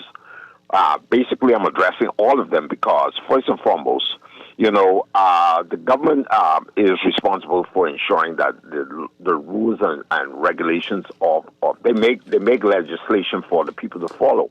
And if it appears that even some of them are not following their own rules, then it becomes very suspicious for the rest of us to want to follow them as well. I believe that I've said it before on the airwaves, and some people text in, one or two text in, and they kind of scoffed at it when I made the mention that perhaps we need unity between the opposition and the governing party on a whole lot of these policies that they're putting forward in our parliament that affects we as Bahamian people. When are we going to come up with a 25-year plan to move this country forward in prosperity? Do not say that it's not possible. We have many examples around the world, even in communist countries, where the parliament in their legislation, you have the governing party follow the plans of the opposition, and once the opposition gets in, there's a roadmap. That opposition does not change the plans as it pertains to progressing the country forward. What we keep on having is a divided set of people, which is we the people, being divided by two political parties that have held this country hostage for the past 50 years, and yet the Bahamian people have not truly progressed at the level for 50 years now, where I feel we should be today. So my closing remarks would be simply this. If they can't get it right in Parliament, where the maturity level of our parliamentarians, where they treat each other with respect, realizing that they're in our Parliament to provide policies to move our country forward and to prosper our people, then our people and our country is not going to prosper. Hence, what we have today is the exact example of why we are not prospering in the manner that we should. Thanks for taking my call this morning. Okay, thank you very much. Thank you. One final call, and then we got to take a break. Good morning. You're on the air. Morning, Dwight. Hi. What about this idea? Having policing within the hotspot areas, right? Having the community police station there, because you have a station in the area. So I'm saying if you would saturate that area with the police in that particular area, they don't have to venture out. They'll be in that area, manning that area, even if they're doing their regular shifts. You have some on the bicycle, okay, and then you have maybe 1 or 2 patrol cars. I think if they don't have to actually saturate the area, but if you have enough officers who are within that, let's say in Baintown, then you will have them cover Baintown area, some on the ground, okay, on their bikes, or shall I say bicycles, and then some in the patrol car. And I think that would be able to cut down the situation, because they'll always be present. Matter of fact, that's where they should be, in the community at all times. You see? Okay. Thank you very much. I mean, that's not happening? No? Okay. But more of it, you're saying? Yes. Okay. Sure. And as we go to the break, we've got a lot of people texting in. They're pointing to just some of the things that this goes back to what you're talking about, right? Allowing a mouse to become an elephant or something. People saying how folks are breaking all these traffic rules, driving, like we said, the wrong way on the grass on a highway with the children in the car, and children learning all these terrible habits, turning right on red. Correct. And this is contributing to where we are as a society today. And and it's been going on from as long as I've been a kid. Correct. Right? So people are learning these very bad behaviors. Correct. Wow. Okay. We're going to take a break. When we come back, a whole lot more to talk about. As we said, we're going to be talking about running in love, and later we'll get some information about the big Super Bowl party at the cruise port, and then we'll pick up this Shantytown discussion as well in business. We'll be back. This is Morning Blend on Guardian Radio 96.9. Throw your life away, boy. Crime doesn't pay. If being bad was good, boy, then why they lock away? Don't mind what your friends say, boy. Crime doesn't pay. You living in a small room that's crowded to the max. You can't get what you want, boy, no matter how you act. Few people come to visit you, but only for a while. Then they forget about you like you're going out of style. Cause crime doesn't pay, boy. Crime doesn't pay. Don't throw your life away, boy. Crime doesn't pay. If being bad was good, boy, then why they lock away? Don't mind what your friends say, boy. Crime doesn't pay. No! Woo! Jump! Baby girl, Cable Guy is here. Since the very beginning, you have been with us. This is Paul Wave, and this is called the Internet. Okay. Right, so for over 2 decades, we've been with you every step of the way. Total class. Look at her go. She's in front. I follow me. I'm resident. So yeah, times may have changed, and so have your needs as our valued customers. But some connections stand the test of time. Rev, we're with you. Wednesday, March 8th, 2024 is International Women's Day. Guardian Media wants all Bahamians to truly inspire inclusion. It's not just something we should say or something we should write about. It's something we need to think about, know, and embrace. It's what we should believe in unconditionally. This International Women's Day, Guardian Media wants you and your company to inspire inclusion.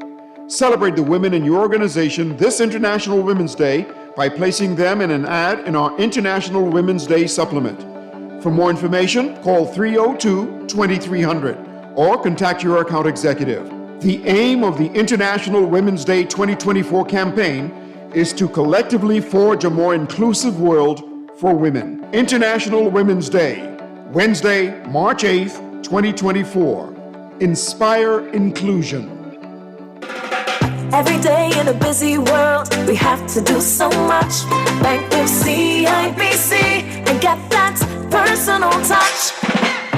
Share your ambitions, let us help your dreams come true. At CIBC, we're at the heart of all we do. We're on your side, we're listening, we know the way you feel. CIBC, ambitions made real. Sherwin-Williams Bahamas doesn't mess about when it comes to product range and product knowledge. If it's a new product come in the store, we walk the store and study that product. One thing with our boss, if a new product comes in, he takes the time and he's always keeping us up to date with product knowledge.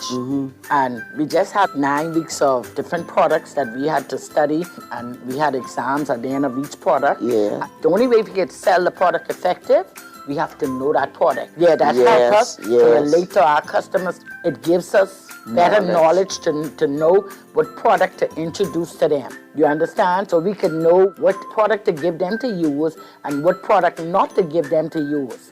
So product knowledge is really key in Sherwin-Williams. They got the keys. And the key is the product knowledge that comes with our extensive product range at Sherwin-Williams Paints, Bahamas. Find color in every day.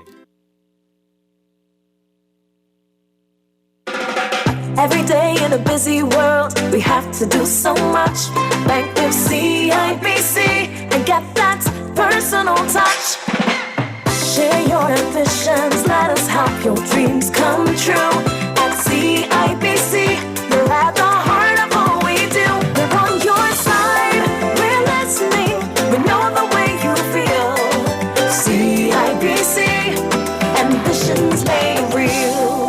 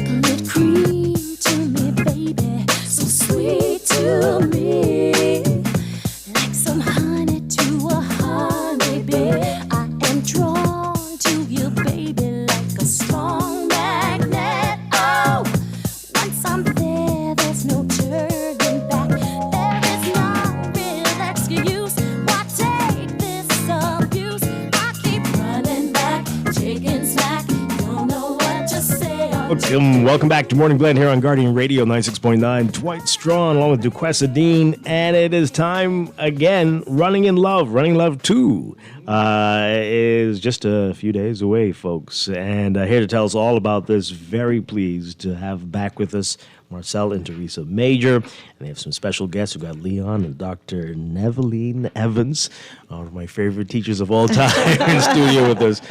Great to have all of you with us. Welcome back. Welcome. Welcome. Thank you for having us. All right, so remind people what Running in Love is all about. This is the second year you're doing this. Yes. Mm-hmm. So Running in Love was inspired by our daughter, Stevana. She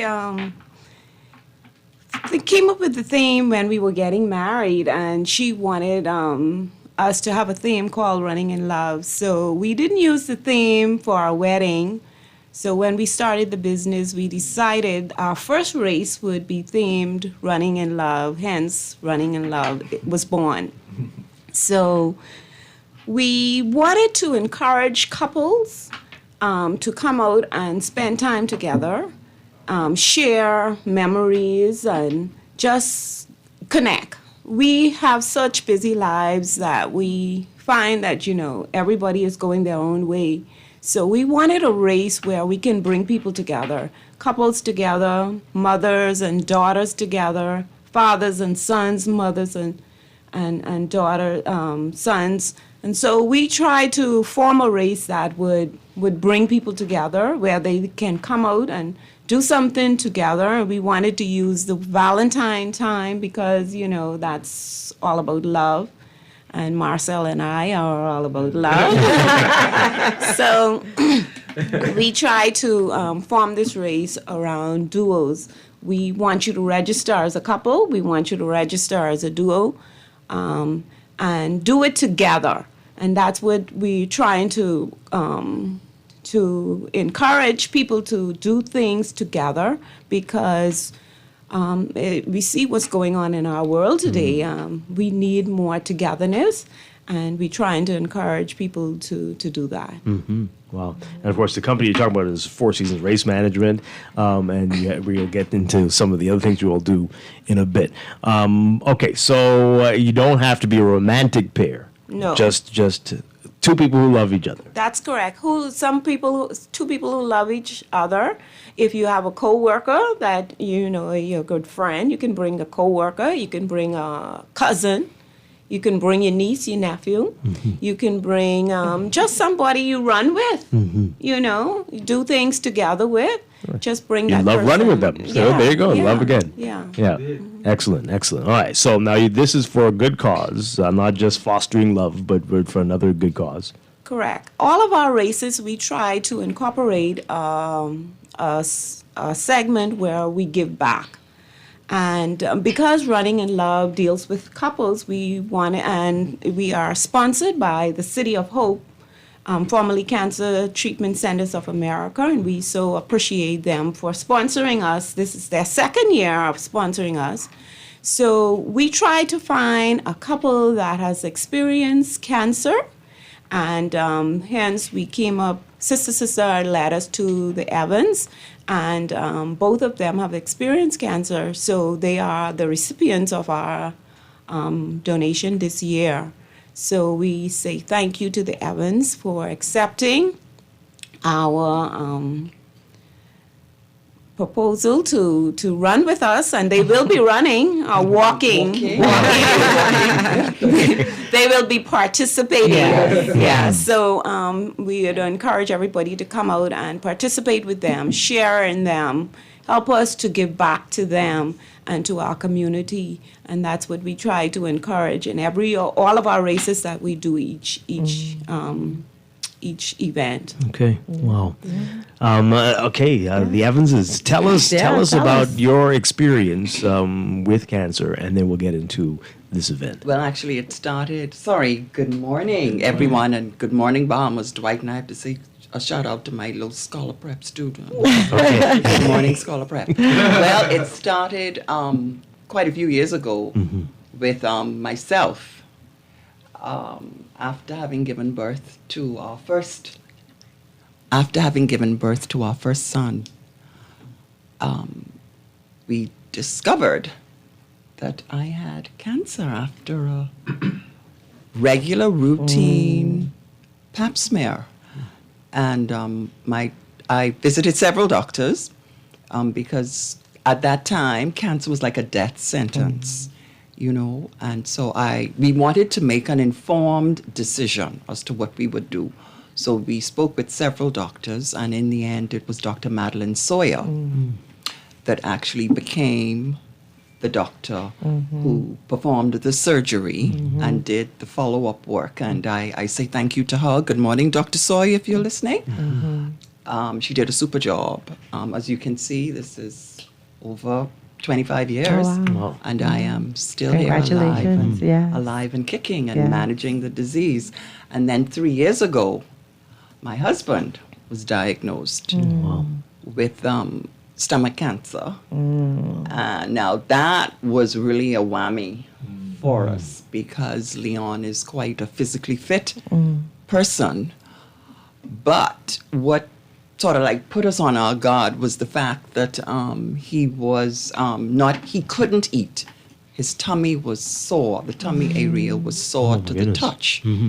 And well, you know, men, it's, gas, get the Dival or the Dicor or whatever. But then I noticed that he started losing weight. He was 71 pounds, and he went down to 110 pounds. Oh my goodness! Wow. And anyway, once again, we went to several doctors, had a whole series of tests done, and it was gastro. And the funny thing was Dr. Carter, he said, out of all the stomach cancers to have, because there are many different kinds, he had the best kind. That's a silver lining. Yeah. If any. And he explained it, he clarified it, he said, because that type responded positively to, well, he was saying chemo, well, my boy here didn't want no chemo. And so we tried a more holistic way. That wasn't working. It was just getting worse. And it was COVID time. Oh, wow. Oh, my goodness. So first of all, finding a doctor. And the doctor we found was in quarantine. Right. The hospital was closed. Anyhow, that was a whole journey in itself. But I must say, finally, we got hooked up. He got his port in, and I want to say good morning and thank you to Sister Support Group. Andrea Sweeting, if you're listening, God bless you. Yes. Indeed. Beautiful woman. She is an angel. Yeah, she is. She's my earthly angel anyway. She was a God saver at that time because, like I said, it was COVID time, and it's like, what do you do? Where do you go? Right. The doctor in quarantine. Right. You know, the hospital is closed. Yeah. And like I said, Leon was just getting worse. You know, but anyway, thank you, Dr. Turnquest. We went in and he hooked him up. He didn't even have his port. The first treatment, he took it directly into his vein. Veins, okay. And then and then we got the port put in because Dr. Turnquest said the quicker you can get the medicine in, the better. You know. Oh, wow. You know, we're just so grateful to the help and support. Yes. Oh, I have to say hello to my sisters because, like I said, it was COVID time. And what they used to do was when it was grocery shopping time, because he was eating the fresh, we had to change our diets, lifestyle, everything. And we didn't allow anyone into the home. So she would call, Nev, what do you need? And she would put the groceries on the porch. Nice. You know, and Right. so that's Claudette Bethel and Carol Aubrey and Cherise Moss. Yeah. Say the name. Say the name. Yes. Yeah, So we I just- thank God for the Yeah. support that we had. Yeah. And I would encourage anyone, Yeah. you know, whose family Yes. is experiencing it, you know, every little bit and every little Absolutely. thing helps. So Leon Evans, you know you have to speak. Right? Yes. So how are you feeling? How are you doing today? I am feeling. Get a little Good bit morning, closer to the first of mic. all. Good morning, everybody. Bahamas, and I want to say my wife has said a lot on cancer. I would advise anybody to make sure for us fellas, we don't like the doctors, like she said. Go and get your checkups. I want to also we had such good support, and we thank God, you know, Yes. we really had a good recovery. The support system that we had was excellent. There are so many other people she could mention that assisted us. The oncology clinic, the nurses, the hospital. Nurse Calfani. There were just so many people that really made the journey not too cumbersome. Yes. It was good, and God be the glory. Amen. I also want to say a special thank you, as she mentioned, her sisters and brothers, my sisters and brothers, and especially today, a special friend, Dexter Burns. He celebrates his birthday today. Wow. At that time, we needed water, and we decided to use the alkaline water. Every so often, like, I would go on the porch, and there was water. Wow. He never came in, he never said anything, but he would just drop the water. And thank you to so many people. The support system has been great. And today, feeling good, looking forward to the upcoming running event. And I encourage all my friends and family and come on and let's participate. We have both been practicing. We're going to hold hand to the finish line. Good. Wow. We're going to participate, and I'm going to drag a couple steps. That's okay. That's okay. But we're going to finish together. Yes. Well, you look well. You sound very well. They both do. Both of you. They This is both wonderful. do. What does it mean to be able to journey together on Saturday at the walk, to still be here and hold hands and walk? Like, what exactly does that mean for you? One of the things that we speak about is creating memories, because, you know, there comes a time when basically the two of you, you're just sitting there. You know, you can't really go anywhere. I mean, we've seen this happen in our family, but conversations and looking back and being able to laugh and remember the good times. So this is a part of our creating our memory bank for old age. Love it. Old age, growing gracefully. Yes.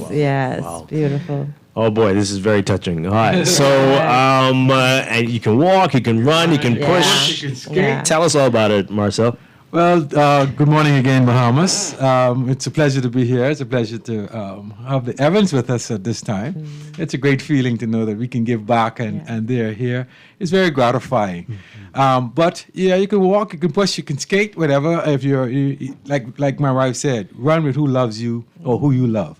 And everybody know that they love their moms, their grands, whatever. If your Grammy is in a wheelchair and I know you love her, register her and bring her out. Bring whoever you feel like who loves you. You can do however you want to do it. Do it. If you want to push your skate, you can do it as well. But do it as a duo. We want you to register together and cross the finish line together. The person looking for love. They could come out there and they find love. They can register solo? No? We are not encouraging the solo registration. A blind date. Yeah, someone's your first date, you come and right? Oh, yeah, you can do that as well as anybody out there who want to propose. Call us. Call Marcel. That's it. Call Marcel, 804-8595, and we'll arrange it. We can set it up for you. I can already see a lot of blind We're going to dates. have great music and entertainment along the route. We can pick a really nice spot where you can get on your knees and propose. Oh, wow. You have a photographer as well. Yeah. Okay, you got everything thought of. Photographer, wow. All right, so what is the route? Tell us about this. Is a 5K. It's a very simple route. The route leaves from Our Key, 6 a.m. Saturday, February 10th, and it goes west to Go Slow Bend and returns to Our Key. 3 miles, 3.1 miles. It's a 5K, so it's easy breezy route. Anybody can do it. And to register, what's the cost, or what do people need to know? It's $60 for the couple. That's $30 a person. And you can register online at Four Seasons Race Management. That's the word for FOUR, seasons with an S, racemanagement.com. You can also, registration will be open up until Friday online. We have packet pickup on Friday right at Race Village at Arawaki. You can register there. Packet pickup will be from 11 a.m. to 7 p.m. So you have that opportunity to register to pick up your packet. We will not encourage you to register the morning of the race or pick up your packets on the morning of the race. We want to start on time, get you out. We know plenty people have lots of things to do that day, so we want to get you out, come back to the village, enjoy the entertainment, and then you can be on your way. So registration online closes on Friday, and you can register on the site at Packet Pickup. That's Friday at 11 a.m. to 7 p.m. Okay. All right. Arawaki. All right, wonderful stuff. And I think this week, Marcel, we're going to do this. We're going to give away tomorrow. Let's do that. Tomorrow, we'll give away some tickets to folks. So we'll tell you more about that tomorrow. Tune in tomorrow for that. Hey, anything else that people need to be aware of for Saturday? Well, Saturday, we want everybody to come out. If you're not participating, you can come along the route and just cheer people on as they walk, run, skate, push. So come along the route. You all single persons who can't find a date. Just you never know. You might find somebody on the route. You might find somebody who's cheering. So still come out. Race Village is going to be lit, okay? We're going to give out mimosas, some ciders. We're going to give out roses, chocolates, prizes, and surprises. We want to thank all of our sponsors. City of Hope, our title sponsor, Tara Butler, Hannah Enterprise, BWA Thompson Trading, Healthwise, Alpha Sounds, John Bull, Buds and Blossoms, The Nail Lounge, Tennyson Bar and Grill, Sunny Haven, Trusted Touch Spa, Alexandria Caribbean Bottling, Bahamian Brewery, Consulars, Bahamas at Sunrise, Tribune, Nassau Guardian. We say thank you. Okay, wonderful stuff, wonderful stuff. And what can we expect next from Four Seasons Race Management? Four Seasons Race Management has 4 races a year that we put on ourselves. The next event would be the Bikini Bareback Beach Run. And that's the run that's going to be on the beach. So you have now until June to get your bodies in shape to run that race. Okay, that's on the sand of Goodman's Bay. So it's a very exciting race. We have a lot of people who love to run that on that sand. So the next event will be that, and then following that will be the Miracle Miles. That one it will be in September, sorry. And that one actually will be for all the disabled. Okay. Yeah, so we'll talk more about that as we bring that on stream. And then, of course, December, we climax with Junkanoo Jingle to Bay 5K, which was a huge success last year. Excellent. Yeah, so 4 races, that's why we call ourselves Four Seasons Race Management. Know the name. It's out there. Excellent. Marcel has studied hard to become the first race director in the Caribbean. So we want to continue to encourage people to use our services. We can help you with your races if you want to put on a race. We are out there. And every race that we do ourselves, we try to find a charitable component where we can give back as Excellent. well. Wonderful stuff. Keep up the great work. I know you'll be back to tell us about the next one. Teresa and Marcel, Bob Major, thank you. And the Evanses, Leon and Dr. Nev Evans, thank you so much. And thank you for sharing your story this morning. You're welcome. Really appreciate it. All right. Thank you for having us. We're going to take a break for news and be back with business. This is Morning Blend on Guardian Radio 96.9. Stay with us.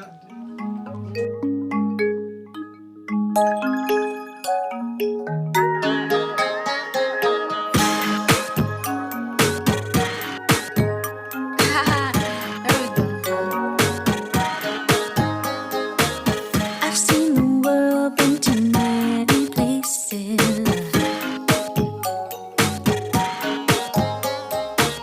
Made lots of friends, many different races.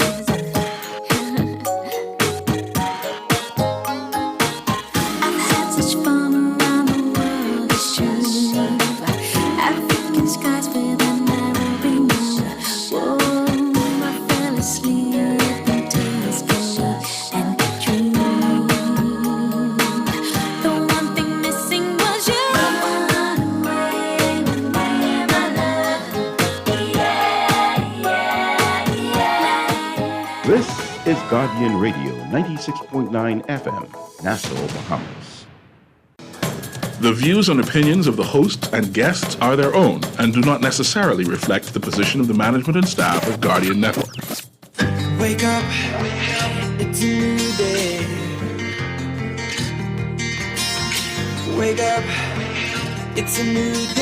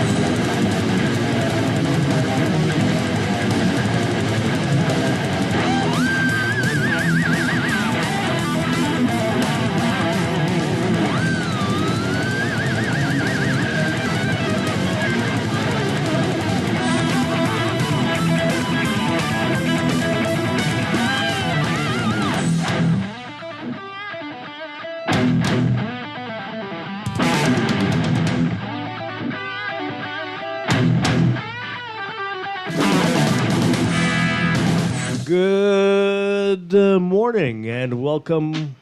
Are we up? Yes, good morning and welcome to Morning Blend Business on this Monday, or Tuesday. I'm having a good week. Tuesday, February 6th, 2024. Welcome back to our Morning Blend listeners. I'm Dwight Strong along with Duquesa Dean, and the Super Bowl is coming. It's here. And do you want somewhere to go? Yeah. How about the Nassau Cruise Port? How right? about it? A big Super Bowl party is happening. Here to tell us all about it. Very pleased to have, my mic is a little strange. I don't know what's going on with it today. Commercial manager and events curator, Amanda Friedman.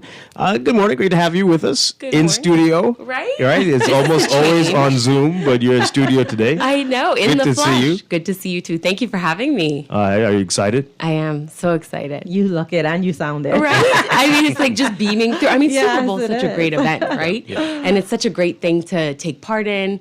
It's like everybody comes together and like win, lose. I mean, there's no draw, but win, lose, or draw, it's just a good time. Yeah. So we're really excited to be hosting a watch party at the amphitheater. We're so excited. Oh, wow. So this will be the first one that you've done there, right? This will be the first one. We've been saying it for like, I want to say the greater part of 18 months that we wanted to hold a Super Bowl watch party. And we knew when the amphitheater was finished that we'd have the opportunity eventually to do it. And 2024 is our year. Wow. Yeah. Okay. All right. So tell us how it's going to work. What exactly is going to be happening? Right. So, first of all, you can expect the largest screens in the country. I'm pretty sure that I am able to say that. Massive, massive screens and displays. And What we're are the going to have. dimensions? You know the Oh, dimensions? yeah, but I'm not going to tell you. I mean, some surprises, right? But it's massive. If you've been to the amphitheater, you Yes. know how expansive that stage is. Let me just tell you, it's on both sides and in the center. And that's what I'll tell you. So definitely more than 3 digits, Yeah, of it's- course. it's huge. Maybe in the 4s or 5. You get to see everything. Yeah. And we're kind of, thinking about it in the way that no matter where you walk, so if you walk to the Gallery and Wine Bar or you walk to Island Post, you like turn around quickly and you can see the screen still. Okay. We have sound lots is of going to be amazing too. I think, Right? Yeah. Yeah, I mean, the amphitheater, she booms when she's ready. So we're really excited about that. But we think it's going to be a really great time. We have several ways to participate, depending on what people want to do. So we have kind of like 5 ticket tiers, if you can think about it like that. So general admission is $10, and we're encouraging people to bring their chairs. Something we've been doing and utilizing that beautiful grass at the amphitheater is we're telling people to bring their chairs, blankets, bring a mat. Child, bring something to sit on. Just bring anything to sit on. But I don't mean to interrupt you, right? Tell but me. we were talking about this off air. I was at Phil Stubbs. Yeah. I felt so left out. Everybody was walking in with their little chair packed and like, wait, did you? Right? Everybody has ordered a chair to come to this event, to come to the amphitheater, Yeah. Whatever it is. Yeah, I- we've been Do you have yours? No, I need to get one. I need y'all to get one. Yeah. I mean, because it's something we're kind of becoming known for, right? And it's something unique because people are comfortable in their own chairs. It's it's something Right. easy like a camping chair, or a Right. beach chair, or whatever. I even saw somebody with a folding Adirondack chair, and I was like, where did you get that? wow. But like lounging, when we had our Christmas movie marathon in December, we had, I don't know if you've ever seen those inflatable like lounges. There were families out there with Oh, those. really? And I was like, y'all go for yourself. They had their little like electric pump. It was like, Right, but right. this is something cool that we're kind of known for. It's like a open green space. It really is like embracing that part of it. So for us, general admission, $10. Bring your own chair. Bring what you're comfortable in. Bring a blanket or a towel for the floor, Right. or stand if that's comfortable for you. And then we also have VIP tickets. So the ticket portion is $40. It gives you access to one of the already existing tables and chairs that are set up. And also will give you access to beer tickets and, of course, the seating, I would have said. And then we have VIP tables, so you and 3 friends, so a total of 4 people. $175. It includes beer and exclusive Nassau Cruise Port merch. Okay. So 100 and how much is that? 175. 175. Then we have a tailgating party portion. Now that part starts at 2 o'clock. And it goes till 5:30. And what we're essentially doing is we're bringing a tailgate portion to our West GTA at the port, within the port boundary, where you can get for $200, you and 4 friends, so a total of 4, so you and 3 friends can take part in a parking spot and tailgate. So out the back of y'all truck cool. or y'all trunk, You do your own can have barbecuing and all that's that stuff. it. How There's some cool. rules and things that we Right. are going to be sharing with our tailgating partners, and it'll just be a list of rules for health and safety and things like that, open flame, stuff like that. That we need to take care of our beautiful infrastructure. But we want people to have a good time, so bring out your coolers, your pasta salad, your friends. There'll be Chicken music. wings, That's yeah. it. Yeah. So kind of like bringing a tailgating portion to it, and that actually includes a general admission ticket for each person Okay. in that $200. And then we are excited to also unveil a skybox option. So for anybody who was at Phil Stubbs, shout out to Phil, but that concert had skyboxes, and we're kind of replicating the same sort of idea there. They'll be a little different than the ones at Phil, but they'll come with food and drinks. You'll have beer and food inside there, and an elevated platform within which to watch the game, and that is for 10 people, and it's $650. So on top of that, we have food trucks, drink specials, we have giveaways, we have a cigar lounge, and the largest screen. Oh, man. We got something for everybody. Everyone. We really do. Yeah. And it's like I said, good, clean fun. Right. You know, Yeah. really a great time to be together. It sounds like a fun day. Yeah. It doesn't matter who you're pulling for, too. You can come, even if you're not like a football fan. Right. I feel like everybody can have something to enjoy at the amphitheater at our watch party. I like in the song of those food trucks. Yeah. Yeah, and they supplement our already existing restaurants that are on the port. Right. You know, the port is open every day to our Bahamian public. So it's, you know, available to be explored if you're looking for gifts. Valentine's Day is coming up. So, you know, plugging my tenants here. I mean, they've got great specials going on. You know, there's lots of retail, there's food and beverage. Come on down for lunch if you're in the downtown community. You work at any of the banks or law firms. You know, Check we're it out. open. Right. Yeah. Come Now, check for the us Super out. Bowl event, is there like an age?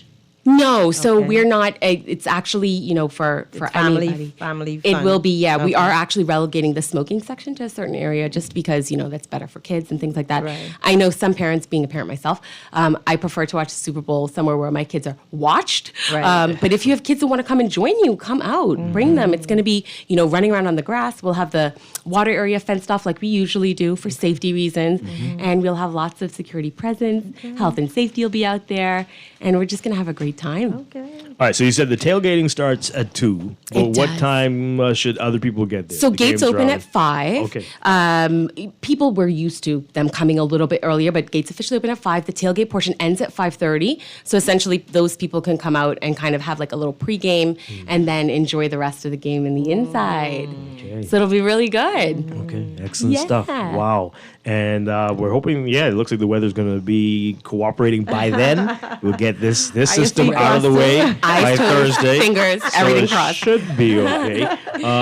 So now the big question is, who are you pulling for, man? Oh, I knew this question. You was knew coming. it was coming. I knew. Yeah. So, and I was prepared for you, Joe. Neither of them are my team, Right. but I went to San Francisco for a portion of my honeymoon. So I'm going to pull for San Fran. I also have a cousin. That's some strange reasoning. Really? I mean, I've been there. I've never been to Kansas City. I've been to San Francisco. I'm going to go where I've been. right. And my cousin is a diehard That's logical. 49ers fan. Diehard. Logical. Yeah. It's logical. Yeah. Dwight, you know that's logical. I guess. Right? I've People been pick there. for I stranger actually reasons. know. Right. I've seen the city. Right. Okay. Yeah. But no, it's going to be good no matter who wins. Yeah. I mean, Yeah. Super Bowl is such a good time. The question, do you know, are you pulling? Do you know who's in the Super Bowl? I'll probably be sleeping. DeQuest is going to be at the amphitheater, right? Okay. Come on. Well, the good thing is that both teams have red in their uniforms, so if you come in red, no one will know who you're pulling for. That's true. And it's Yeah. Valentine's coming up, so hey, That's you true. can, right? Absolutely. Come in red and you're on brand. Right, exactly. It's a no matter who judgment wins. zone. It's a no judgment zone. Kansas City versus San Francisco, by the way. I heard that. Right. Yeah, I heard And who are you pulling for, Dwight? Good. Way to Right. turn that question I'm just around. saying, Way to fair turn play. it around. I'm leaning towards the Chiefs, Kansas City. Yeah. Leaning towards. Yeah. You have a couple days to make up your mind. Yeah, I mean, I pulled for them last year, actually. So I might as well, You just keep it going. Yeah, Stick keep with it. it. Just keep it going. Again, as you said, not your teams aren't in it. My but- teams are not in it. but, No. Just wear red. Right. Just wear red. Exactly. Right. Exactly. So hey, and I'll say that for later in the week. I'll say it for later in the week to embarrass the sports team here who lost a bet to me. Oh. I kind of want to know. You can tell me off air. Yeah, I'll That's tell you okay. off air. But I do want to know all of it. Tell me everything. Right. So one more time, remind people what's going to be happening on Saturday. Absolutely. Sunday. On Sunday. Sunday. Ooh. Super Bowl Sunday. Super Bowl Sunday. Mhm. So we have a tailgating portion that's beginning at 2 o'clock from 2 to 5:30, and it entitles you, if you purchase a ticket for $200, it entitles you and 3 friends, so a total of 4 people per car to a parking spot where you can come and tailgate, and you can have yourself a grand old time with your pasta salad and your chicken wings and conch fritters.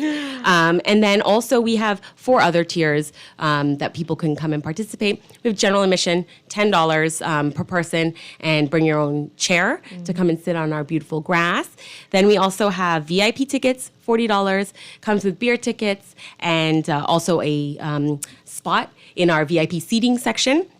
Then we have VIP tables, 4 people per table, $175, beer and exclusive NCP merch.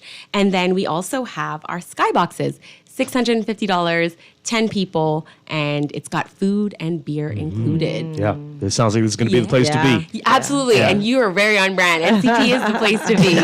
And us and our tenants, we can't wait. Yeah. We can't wait to see you. Gallery and Wine Bar, Island Post, they'll be out there. We have some other partners that are coming on board. And, we're just so excited to have a great game day. Yeah. Before we go, you mentioned Valentine's Day. Anything specific and special happening? So we're going to Day? do some fun activations. We're thinking we'll do like a photo booth for Valentine's Day. People can kind of get all lovey-dovey. But other than that, we really want to shout out and promote our tenants, some of whom are running specials and discounts.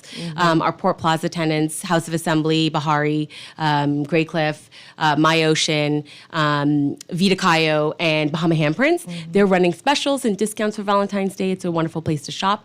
I have 50 tenants, 10 food and beverage, 40 retail in the marketplace, also with beautiful gifts and finds. Excellent. So if you're looking for something special for a friend, come down because we are open to the public. Yeah. I know some people freaking out because Valentine's Day falls on Ash Wednesday this year. So they got to give up stuff. But on the day when you're supposed to overindulge on chocolate and champagne, what do you do, right? Save it up for, Yeah, for, yeah, for just later. save it. Just save it. Start Save it on for 40 Thursday. days. No, That's no, it. no, no, No, you can't do that? No, Save it for- just save it. That's Get it. it and save it. Get it 40 and days save is it. not that What? long. It's not that long.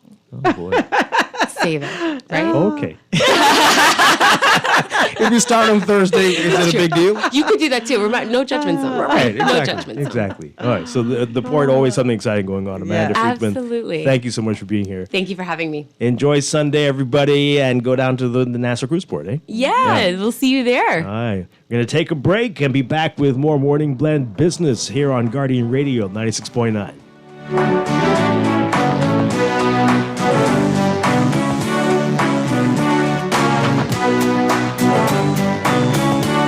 Wait, why you look so mashed up like clothes at the washer? No, boy, just a hard day, boy. Hard day? What happened? The breakfast lady ran out of tuna and gritty. We need to start joking about everything, This serious, boy. This real serious, boy. Wait, what's serious? Tell me. All right, well, today, boss gave us, boy, one big contract. And nobody else get a chance and nobody say nothing.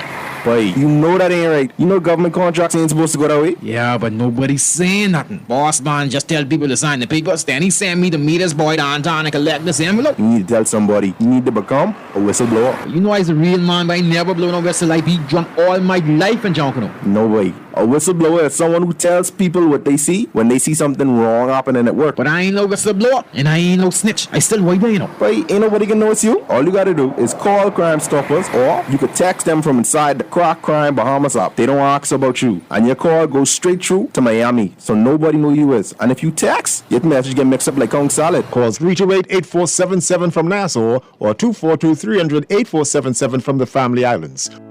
Earning zero interest on your savings at the bank? With as little as $100, you can start earning interest on your money while you're sleeping, eating, or standing in line at the bank with the CFAL Savings Express Plan. Ready to invest? Start by putting $1,000 into our mutual funds and earn interest there too. Because at CFAL, your interest is our interest. Visit CFAL.com to start now. CFAL, growing wealth for future generations of Bahamians. Are you ready to break up with your car? Easy Car Sales invites you to fall in love with an electric vehicle. Ditch the gas pump, the expensive mechanics. Feel the freedom, the power. Visit easy242.com and make a date to test drive an electric vehicle today. Get into a better relationship. Find your perfect match at Easy Car Sales and drive electric happily ever after. Struggling to repay your loan? Let us help you get back on track with payment terms that suits your financial situation and improve your credit score and credit report with the Bahamas Credit Bureau. Inquire about our restructured loans today. Call us at 356-7764.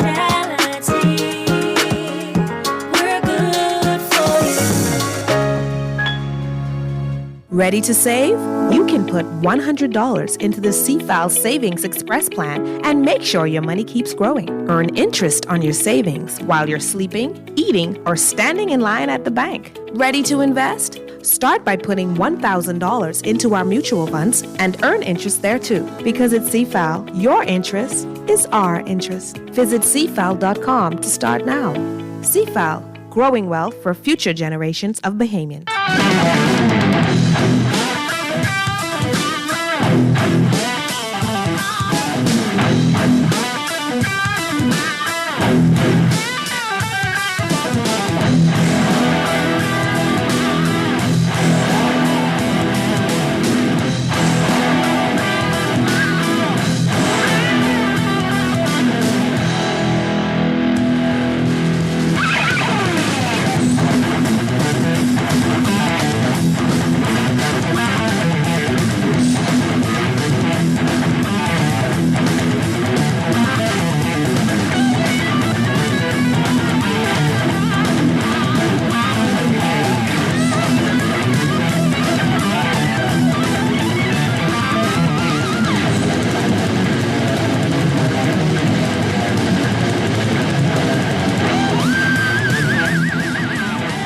And we are back here with Morning Blend Business on Guardian Radio 96.9. Dwight Strachan along with Duquesa Dean.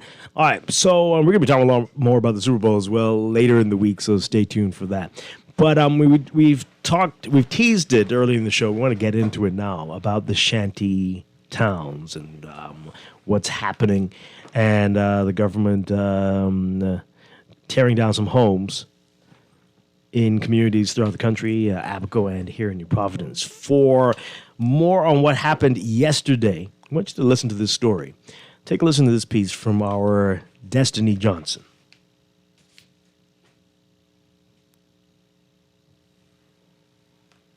Over 100 residents stood in the distance as the Unregulated Communities Action Task Force began demolition on over 70 unregulated structures in the Area 52 community off of Coral Harbor. Residents received notices at the beginning of the year to vacate the structures before demolition began. Buildings Control Officer Craig Delancey says demolition is expected to be completed in about a week. Well, we've been dealing with this operation from last year, September, so some persons are aware that we were going to come through and carry out the demolition process. And so some persons have made alternate arrangements for their living accommodations. Well, as you know, we have other areas in New Providence and in the Family Islands. And so we're taking them one at a time.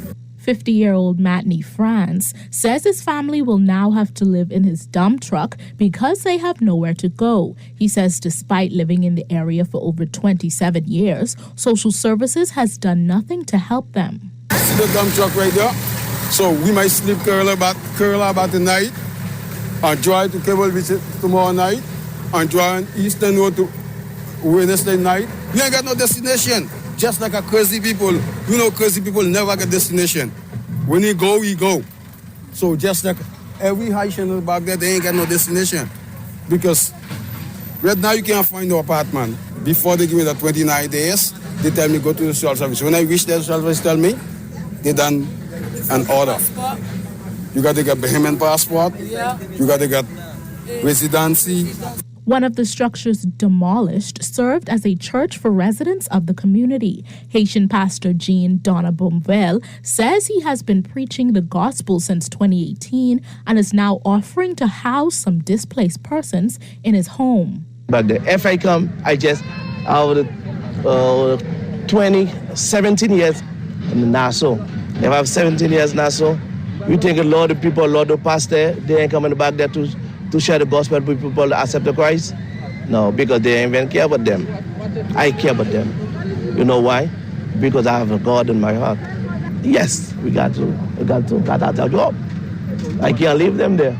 I have to look if I find a place to put them. Reporting for Guardian News Network, I'm Destiny Johnson.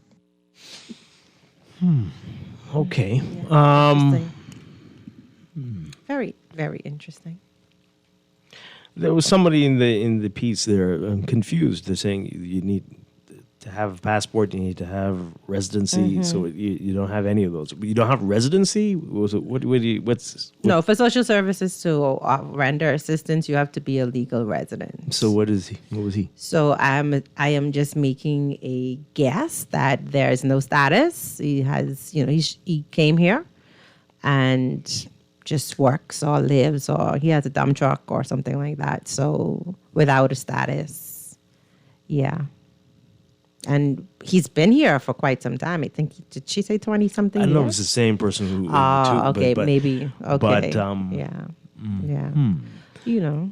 How people flee from other countries looking for a better life without due process. And so I feel that there are a number of them in that situation, because I do know that social services is housing some of them in their shelters, provided they are legal residents. And so those who are not are in a very vulnerable position. Okay. If you don't have residency and you're not someone born here who's going to be entitled to, right, who is entitled to apply for citizenship, what are you doing? What are you doing? What are the officials doing? What is this? I mean, they're not in the detention center. So, that would have given them a place to stay, but it would also restrict their freedom. So it's another situation that has blossomed out of control. There's no black and white, because, as humans, we have basic rights. However, when you are in a country, you should follow the rules of the land. We don't follow our own rules, but that's irrelevant right now. And so it places them in a vulnerable position. So now you're homeless, without support. And if we want to be as compassionate and empathetic as possible, we also, however, have to recognize the burden it places on a country to assist those who are not legal residents. And so it's a tricky situation. What do you do in a situation like that? It's only as tricky as we want it to be. If you are undocumented and you are not here legally, you need to go back to where you came from. It's as simple as that. Texters are asking the right questions, right? Yeah. So what does this mean? Does he have a work permit? Is that what's happening here?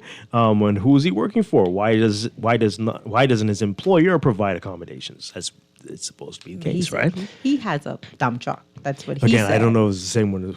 I'm mixing them up because it's all like that's what he said. That it's the same person. Yeah, he said they're going to sleep. Yeah, that's what he said. Yes? Yeah, he said they're going to sleep west. They're going to sleep east. They're going to. That was the same person. Yeah, that was the same person. So he's obviously working. So this is insanity, right? And so what's happening here? Yeah. So what? Who signed his work permit? He's got that for himself. Well, he didn't speak to a work permit, so I don't know. But I mean, Dwight, let's just have an honest conversation. So many people hire immigrants. If you look at people, those that clean yards, if you look at some of the more, I'm going to put menial task in quotes, those are being done by immigrants that we pay. And when I say we, I mean us as legal residents and citizens. And so, which means that we are also a part of the problem. Hey, if they're here illegally, yes. And right. some aren't. Yeah. But if you, right, right. This doesn't make sense. No. And we know this is a big problem. I'm not playing brand new Right. here. I'm just saying, what your problem is, that's not our problem. That's right. If you have residency and your other home has been torn down, that's Right. Okay, we got a problem. Right. Right. You don't have a work permit, or you don't have residency. You don't have citizenship. Correct. And I mean, basically, you're here on your own, basically. Yeah. That's what that is. Correct. Absolutely. Okay. Yeah. Oh, boy. Yeah. And I mean, like, it takes, I don't know that I could say that word, but it takes guts. You could say guts. Yeah, it takes guts to to build a house, to build a dwelling in a place where you don't have any legal right and exist there for years. It's like you're home. I mean, that's essentially what you're saying. Like, you're home. You're home. Hey, so like I said, this is a totally different situation. If you are here, you've got the work permit, you're here legally, right, and things are so expensive for you, and you had to live in a community like this. Yeah, we feel sad for you, and this is right. But if you're not, seriously, what do you expect? What do you really expect? Let's hear from you folks. What do you make of this? And then again, I don't. And because we've been told that a lot of the folks were already deported who were not to be there. Right. So he's fortunate. It's not clear what his situation is. Right. But he doesn't have residency. I don't know. But work permit, who are you working for? Right. Maybe Why? he has a work permit. Right? But we're not really guessing. Name the person who got you But this with a work permit. permit, that means that you have status to be here. And your employer should be making sure that you are not living in an illegal community. Yeah. So name the person. We know that a lot of people are living in this situation, right? Because the employer, they don't even care. Right. But name them. Name them. Let's get to the root of this problem. Correct. Another mouse that has blossomed into a rhinoceros. Dump truck. Yeah. 323-6232. 325-4316. 325-4259. Toll free 242-300-5720. Tweet us, Facebook us, text us 422-4796. Let's hear from this caller. Good morning. You're on the air. Good morning, Dwight. Good morning, Duquesa. How are you guys doing? Doing well. Good morning. I just wanted to say, I listened to your commentary and you said just everything that I was going to say. I'm in total agreement with everything you guys are saying with regards to the Shantytown issue and the persons who are here illegally. Hearing that gentleman say that he was been here for 27 years, I'm like, well, okay, you've been here 27 years and you still don't have proper papers. I mean, I don't understand that because I guess social services or where we went to wouldn't help him. But how has he been in the country that long without being deported if he's not here legally? So, it really is a vexing matter. And I applaud the government for the two governments who started it, the FNM and the PLP, that are continuing to demolish the illegal structures. Because you and I mean, look, it's tough for not a lot of born Bahamians to find placement to live. I can't just go and clear down a lot and build a property. I can't even build a wall in my yard of over 4 feet without a permit. Correct. Right? So, Correct. I don't understand why people feel that they have the right to come into the country and just take up land and build structures and then get upset when the government is doing what it's supposed to do. So, I fully applaud everything you guys are saying, and hopefully, persons that are here illegally will be sent home. Because it is a drain on the state, on the government. It is a drain on the community. I'm in another group, and there's a young lady who, a mother of 4, works for government and can't find a place to live. Yeah. And she's reaching out for help. And, and it's things like that we need to be concerned about. Here it is a Bahamian mother who works for the government and can't find a place to live, and she's running out of money because she's spending money in hotels to take care of her and her 4 children. My and goodness. so, these are the kind of stories that we should be jumping up and assisting and worrying about people that are here illegally, squatting on lands and their homes getting demolished, and they had no permission to build them in the first place. And so I applaud you for talking about this and keeping it in the eyes of the public. Okay, and you guys have a great day. I enjoy listening to your show every morning. Thank you so much. I really appreciate it. Thank you. Thank you. Have a good day. Take care. You too. All right, this person says here, this is ridiculous. Whether you've been in some place for 200 years, if you're not there legally, you need to move. You need to leave. Yeah. Unless, sounds like a recipe for crime unless we can somehow regularize these people. Yeah, because I mean, he spoke of a family, right? And without status, like, are his children going to eventually be stateless? And what type of future are they going to have? You know, like, well, if his children are born here, I mean, that's right. It's they still have a process, different situation, yeah. right? But his situation, yeah. This person says here, you've been here for 27 years. You have a dump truck. You have a house. You're illegal, and you need to be locked up. If that is the case, yes, absolutely. This person says, stop with the employer crap. Most of these people come here illegally, then look for work. Well, that's a totally different situation, and that is an easy fix, right? So I mean, it would stop the employer crap. A lot of the people have work permits and are living in shanty towns. Yeah. There's a lot of everything going on here. A lot of all the wrong things, right? So the employer thing is a big problem. And yes, some people are coming here illegally and getting work. Yeah, that's a big problem too. Those are two different situations though, and need to be addressed in two different ways. But it's all happening. Yeah. It's all happening. I mean, and even just speaking to the work permits, though, Dwight, there are some of them that come illegally, look for jobs, and they pay their own work permits and find a Bahamian to submit it and put it in. So it's like we're all mixed up in all of the challenges and problems that we're facing. Yep. So, yes. This person's saying the exact same thing you're saying. Anybody can sign for these people. People are paid to sign for these people so that it's done. After that's done, they move on their own, and they don't work for nobody but themselves with these work permits. Yep. That might be what's happening in this situation. But again, I don't know. We don't know. But if it is, let's just say we don't know. 27 years and you keep renewing 27 years. Is up to... Yeah, but even from a government agency, how long do you renew a work permit? Exactly. So, like, wait, what's happening here? Does this not raise here? a red flag? Does this not prompt you for further investigation? This company went out of business 10 years ago. Why are you still getting a work permit for them? So, like, right. Anyway, this is crazy as a text. This guy is possibly legally here and driving a whole dump truck. This time I got pulled over 5 times in the space of 2 months. Well, what were you doing? Oh. What were you doing?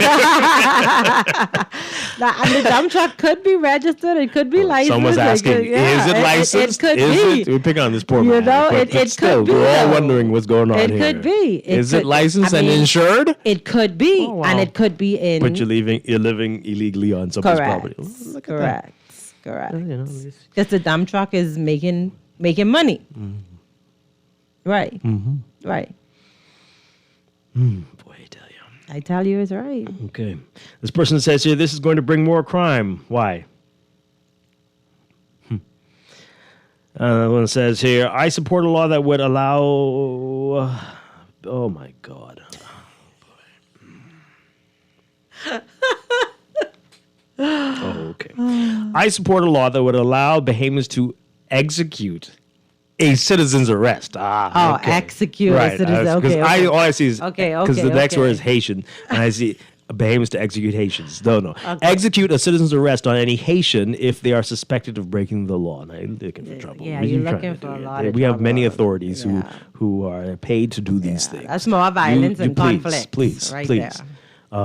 We should, as citizens, be able to gag and bound. Oh man! Okay, wow! Gotta stop this. Stop your own child. Stop your children. How about that?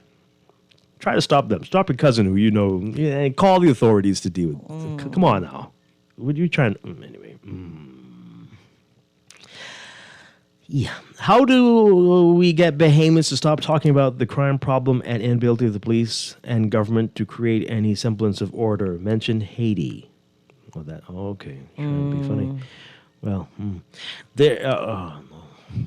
boy, what's going on? What have we done? All the text messages have suddenly gone. Yeah, switched out. Yeah. To come to a foreign land illegally and to build a house illegally does not require guts, but rather slackness inconsistency, and foolish, selfish politics of the natives of that land. I mean, I'd that's say not what both. you were saying, that you need guts to tackle the problem properly, right? No, That's what you were saying I'm before really the guts saying thing? That because need you're lots of guts coming to do here it. to establish a life. You're not. You Well, have no status. desperation, And maybe. yeah, right. And yeah, maybe Maybe desperation. desperation. For sure. But also, like, if you know the land slack, right? If no one's really monitoring, if no one is inspecting, if no one is doing anything, then is it really a challenge? This texter says, Dwight, dump trucks charge up to $100 per load and they can make hundreds per day. Clearly, the gentleman has the means to build illegally. And if he has status, he can pay to and afford rent, but he chose not to. We applaud the government for making a step to regulate this madness. We don't have enough details on this one individual, but it's just a symptom of the problems that we're seeing, have been seeing for a long time here. Okay. I don't find any of this funny. Why wasn't that man locked up by immigration? Well, when I started to think about it, that's why I said, okay, maybe he has a work permit or he has some document that allows him to stay here, even though he doesn't have, because he was saying you need a Bahamian passport to get support from social services. So you have to be a legal resident. Someone on a work permit is not a resident. Are they? They're on a work permit that gives them permission. They're not a permanent resident. Right, right. So, so that's the difference. But you're working. You know. What is the assistance? Well, I mean, for okay. I mean, if we're gonna have this conversation, like a lot of the immigrants that come through work and send money home to help people. So they spend as little as possible, and they send some of that money back, or it could be like we're really like just. So you send all your money away, and now you need social services to help. Is that could be, and it could also be that that's a community that they're comfortable in. It's people that they know that they can affiliate with, and so they choose to be around their own kind. Like there's so many different reasons for why one would choose to live in a shanty town. Maybe it's a reminder of home. I don't know, but they're being around people that are similar to them, and they may feel comfortable. It's not right. It's not legal. We're thinking, why doesn't he take his money and rent someplace? But I mean, those are all possible reasons. Let's take some more of these calls on this matter. Good morning, caller. You are on the air. Are you there? No? Okay. Let's take another call. Good morning, caller. You're on the air. Yes, how you doing, Dwight? Hi, yes. Yes, Alan Johnson here. Dwight, 2 points again. There's a concept called datification. We often hear in the Bahamas, we talk about digitalization. Well, there's a third aspect called datification before you come into digital transformation. You should really look for someone in this community to speak to how they involve, because this is technology problem. Datification would stop all of the garbage that we experience in the Bahamas. And it just shows our ill-preparedness for the 21st century. Because, you have individuals saying that they have work permit. I've heard, for example, the fires they had, at least 3 people said that their money for the work permit was burned up in the fire and all these documents. And you go, wait a minute, but you're not supposed to pay for a work permit fee. Your employee is. And so we keep hearing these nuances concerning a broken system, but we would not embrace the 21st century that would fix most of the problems we face, including labor, immigration, product delivery, competitiveness in the 21st century, and everything. And we just keep describing the issues, but not look at the root problem, and it's the need for us to wake up to the global competitive environment that we live in. Thank you so much. Okay, thanks a lot. Okay, I think I want to read a little bit of that story really quickly. This is an interesting take on this. This is more confusing, and if this is more typical than not, then this doesn't make any sense, right? So this is from the Tribune. So a Haitian father of 3 said his family must sleep like a dog in his truck after bulldozers destroyed his home of more than 20 years in New Providence Shantytown yesterday. Should we call his name? No, that's not. He screamed as his house was demolished, one of several people who reacted emotionally. Many residents were dragging pillowcases filled with clothes, toiletries, cooking supplies, and other necessities when the Tribune visited the area yesterday. One woman sat on the muddy ground while tears swelled in her eyes as she watched her house get torn down. So the same guy, this man, complained that 28 days was not enough time to find another place to live. He said he went to Ministry of Social Services for help, but was told that he needed a Bahamian passport and residency. The Davis administration has said only Bahamians in shantytown communities will be given living accommodations. So he says, quote, "I don't blame what they're doing right now because this ain't our land," as he held his 6-year-old child. His wife did. My point is you have to give a chance. I know PLP and F&M. My daughter is a Bahamian. She's got a Bahamian passport. And my son's got a Bahamian passport. Asked where he and his family will stay, he said, "See that truck?" You heard that part. See that truck with everything on that? My furniture, stove, fridge, everything right there. My wife is right there, so we got to sleep right there. He said he wasn't leasing or renting the property he lived on. Living free? He added that there was a lack of support from the Haitian leaders in the lead up to the demolition exercises, with no one standing up for the shantytown residents. Okay, so this it does not sound like he is legally supposed to be here. With Bahamian passports, are we to assume that they're over the age of 18? Yeah. Right? Because that's when you could apply, right? Right. Well, he did say that he was here for 20 odd years. So maybe one of them can apply to assist him. Or he can, be upset with the government.